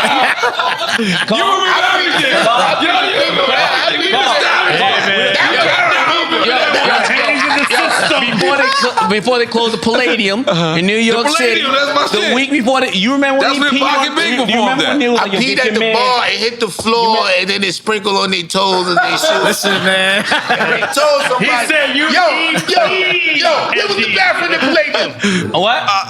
Way in the basement. Okay. So I wasn't gonna make it. I wasn't gonna make it. So I be damned if I piss on myself. And now you got to go. And now before that big dude loosened up his bladder on 28th Street. Oh my God, I wasn't ready for that. Hey, man. Yeah, well, we need to cut this interview, man, because we can go here for years. Yo, man. Yeah, we got 35 years. I'm not. He let me say that one. I told you. See, he gave me permission. That's a crazy I knew story, he was bro. going to say that. I knew he was going to say the piss one. I know that. The peepees in the club kind of guy. So, you know, as boys, listen. Yeah, I need to hear it. No, as boys, listen. These are the hard conversation we had. I said, listen, Keith, man, I got your back. I'll die for you. Straight up. Like, if we're out of the club and something's going to happen and I know that, you know, like you're, you know, whatever I got to do, man, you're my brother. I will die for you. But once he started, all joking aside, he went through this phase of doing that, and we realized later you were mixing tequila. Something was happening with. Wait, you. he went through the phase of pissing in the club. What happened was I was going through my early stages of my beaties. Wow, this is you know what I'm saying? I was had that, you know, sugar running in my family. I didn't know that. So that you know was diabetic. Yeah, so reaction? you know when you're a diabetic and you drink liquor, it just come out. Like when it come out, it's coming out. It's not like you can't hold it. Right. Nah, you can't hold it. I didn't know. I didn't even know it. I just thought I was, you know, too drunk to get to the bathroom. You know what I'm saying? So, and we were running around, right? So if you're my man and I love you like, and I'm willing to die for you, and I'm not a gangster at all, right? But if I know that I got to jump in front, move this cat, whatever the case, but at a point where after a while it was happening too much, I can't justify. I was like, yo, Keith, here's two things we're gonna do. I'm not gonna go out with you, man. I can't go out with you no more. Or if you keep doing that, I ain't got your back. I'm walking on you. We had to have that's a hard conversation to have. You could have created the FUBU depends that he could have worn. I only peed one time, man. You peed about 6, 7 times, man. Yo, I thought you could tell one story. He put 6 stories. I can tell several stories, man. Nah, he gets a good memory now. He's literally clicking like a motherfucker right now. I remember because he peed on somebody and their man was about to whip our ass. And I was like, this dude's right. You peed on a man girl. I don't care if she had Payless shoes on. You still peed on her. He was discriminately peeing on everybody, bro. Yo. So it was some wild nights, man. We had some wild nights. It happens, bro. It happens. No, it don't. No, it don't. You ever peed on somebody in the streets? No, but it happens. No comment. But then his son's peeing. But I have peed. You never said, yo, turn that shit up. Nah, but shit happens in life. No, he ain't shit on them yet. That's what I was waiting for. I was waiting for. What? Man, for real, calling you. They literally throwing chairs, and one of the FUBU dudes is peeing on somebody. That joint's off the hook. Luckily, we ain't have social media. If they had social media, we'd have been canceled a long time ago, boy. Make sure to depict that in the film. If they, we got. You got to have a long stream on that motherfucker. If they had social media, we'd be here right now. Yo, what you want? You want me to go get that? You want that out of the stock room right now? Because we wouldn't be here no more. So this is something that I kept hearing repeated through this conversation. Said at one point, you was 350 million. Did I hear that correct? Worth? No, like doing 350 million. Annually, I can't. No. Hold on, let me do this question, because how was y'all acting then? Like, I know. Listen, I'm gonna be honest with you. I don't give a fuck if they say drink that's worth 350 million. I only got 50 million. Hold on. Before you answer that, add inflation. What is that today? Yeah, that's the question. Add inflation. So in the but let's talk about how you was acting. What is it? 750 million? Acting. In clothing, technically, it's a great number, but Nike does 30 billion a year and a lot. So, but coming from where y'all came from, going against Nike. That's you. So we were crazy. Right, let me stop saying fuck Nike. What the fuck? No. All right, cool. But we was almost homeless, so we all moved into my house and slept. You know, like we worked during the day. I worked at Red Lobster, and then we were sewing clothes and having people sewing clothes. And Queens Boulevard, Red Lobster.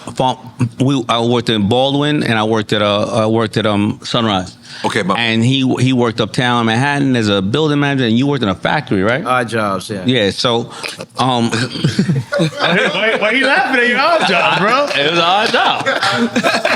You laughing like you was a sex worker or something. You a little sex worker? He said odd jobs. You had a family support. You were working a clean, good job, man. As far as I remember. I said odd job. Okay, man. right. I had it wasn't nothing steady. Behind that story. It wasn't nothing steady. It's just, so all of a sudden, we almost homeless. We get our deal. We're supposed to the manufacturing deal we're supposed to do $5 million worth of sales in 3 years to keep our manufacturing deal. Right. We do $30 million worth of sales in like 3 months. Wow. FUBU takes off. Immediately we start moving and doing stuff. So I think at 29 I was almost homeless. That means you would have been almost homeless, but you were renting the basement from me, right? And then paying whatever he could, and he had a job, and then we all quit. It just takes off. I remember I came out here to Miami the first time. I remember standing at Jack the Rapper, and I remember looking at some pink tall building, what is now the Portofino. I was like, man, one day. Was it? How could I be down? Not Jack the Rapper. How could I be down? I was on the beach going, man, look at that pink building. It was like 97, 98, and that pink building just got built. I said, man, one day I'm going to get $30,000 and afford an apartment. I remember the next year, I bought the second building in there for second apartment in there for $3 million, but I found out I didn't know any better. I didn't know about what do they call marinas. Right. I had a jet ski, so I went to buy a jet ski. I want to put a jet ski someplace, so I go down to Venetian Causeway and I buy another house for $5 million there just to put a jet ski. You wildin', man. I remember we bought each other. We bought each other cars. You bought me a boat. You bought me a boat. Y'all bought each other houses in the marina. We bought each other cars, all kind of. I mean, we were just spending money like. But we got me my first Benz. You had the Corvette. You had the boat. We bought you the boat. We bought Jay the Bentley. And these are for Christmas gifts and birthdays. So, well, yeah, it was pretty good, you know. Damn, my friends ain't shit. But how young were they when you guys? How old were you guys at that point? 29, 30. That's the thing. When we have a lot of these conversations, especially at Drink Champs, where we're talking about things that happened in the past, we're all older now. Right. These are young people that we're talking about, young mentalities, young men, young women that were doing things, and we got to put that in that perspective. We were told that we're not supposed to live past 21. Right. Woo. That's what everybody told us. Even the people that we paid to protect us told us that we were going to be dead or in jail by 21. My mom used to tell me that shit every day. She used to tell me that shit all the time until I almost died. 17. What did she say? She used to be like, "You're gonna be dead. You're gonna be dead or in jail by the time you're 21." And I'd be like, "Yo, you my mom. Like, how you saying that to me?" Because she's like, because you was acting out. She was like, the way you moving, what you doing, people you hanging around. She was probably trying to scare you straight. Is what she was doing. Scared. Nah, she's a straight shooter. So her mom's 100. I mean, all of our mothers are actually. To tell you the truth. Wow, y'all fucked me up. But one of the best days though, like when we made it. I think one of the best days for us was seeing our product in Macy's windows. Like we literally went to. Wait, tell me, you said Macy's windows? Macy's windows. Like y'all literally got 40 ounces and went and stood in front of Macy's. And I'm talking about that. That's too much. That's celebrate. You too gangster. Hold on. Wait up. All right, hold on. Because I know. Is it Macy's on 34th? On 34th Street. Mm-hmm. Okay, hold on. Let me take it there because I'm there. I'm there, even though I wasn't there. Right. I'm there. Y'all knew it was gonna be on 34th Street. Yeah, because remember, as I said, we had to pay after a while, you know what I mean, for all that stuff. But what really happened is we grew up in Hollis, Queens. Mm-hmm. Hollis, Queens is right next to JFK. Mm-hmm. Our parents used to tell us, they used to say, well, there was a plane that shook the whole community when a land called the Concorde, in the land of the certain time. Of course. And our parents used to say either you need to be, because when you heard the rumbling of the Concorde landing, the whole neighborhood shook. I remember my mother used to say, or during the summer, the lights on the Empire State Building. My mother used to say, "You better be either faster than the Concorde or quicker than the lights on the Empire State Building, because that means it got dark. Concorde ended at a certain time, and whatever the Empire." So that's what happened. We finally made it. We had our first office, the 48th floor of the Empire State Building. This is a building that was 30 miles away that took us 30 years to get to. And now we have the 40. We would end up owning the 65th, 60th. We own 3 floors of the Empire State Building. But the first time, and I remember at that time, the Empire State Building windows can open as high as from here to there. I remember the first time we made it, To the outside? Yeah, outside actually, That's and wild. that's why people used to jump out of some of the windows. That's wild. By the way, we got our 40 doors. I remember sitting outside, sitting there at the 48th floor, and me and Carl and Keela, we were looking outside of there at the entire city. We had finally made it.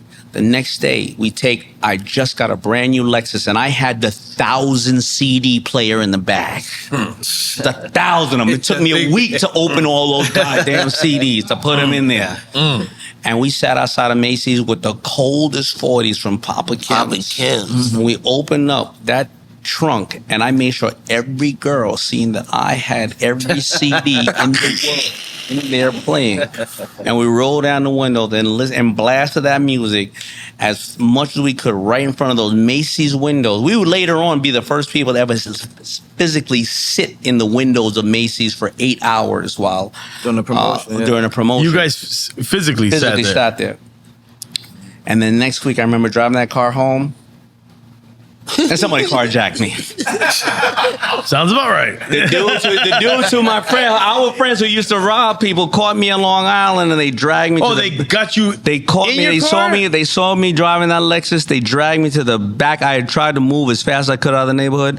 They dragged me to the back, and they put the gun to my head, and I thought I was going to die. And they took that trigger, and they was about to pull it. And they just took the car and ran away. But what they found out is that we had made it, and they said, "Daymond can get another car. Don't worry about it." And so they followed me, and that's that story. So we had a lot of things happen going on. So those guys believed in you. They knew that you could get another car. They believed in me. I think that's the a positive side. I don't want anybody else to believe in me again. But let me ask you, how did that feel being a kid from Queens, having... Cause that Macy's on 34th Street, that's Home Alone, It's the Mecca. That's everything to us. It is. A kid from New York City, because I know a lot of people are gonna watch this, and they're not gonna understand that. But I understand that, so I'm gonna be regional right now, and I'm saying, how did that moment feel for you? Honestly, man, that was a big day for us, but that wasn't my big day, because. You gotta remember, when we started the company, I had a child. I was married and had a child at a young age. Mm-hmm. So my whole goal was to buy a home for my kids, my wife. And what happened around that same time, Macy's, all that stuff, Daymond's like, okay, let's go find a house. So we went to a house that's on auction out there in Brookville, Long Island. And he was like, yo, we ain't gonna spend no more than $700,000. That's the highest we gonna bid on it. So we went out there to this house in Brookville, got to 700, and his ego kicked in. 750, 800, 850, 900. We went all the way up to, I think, $1.2 million.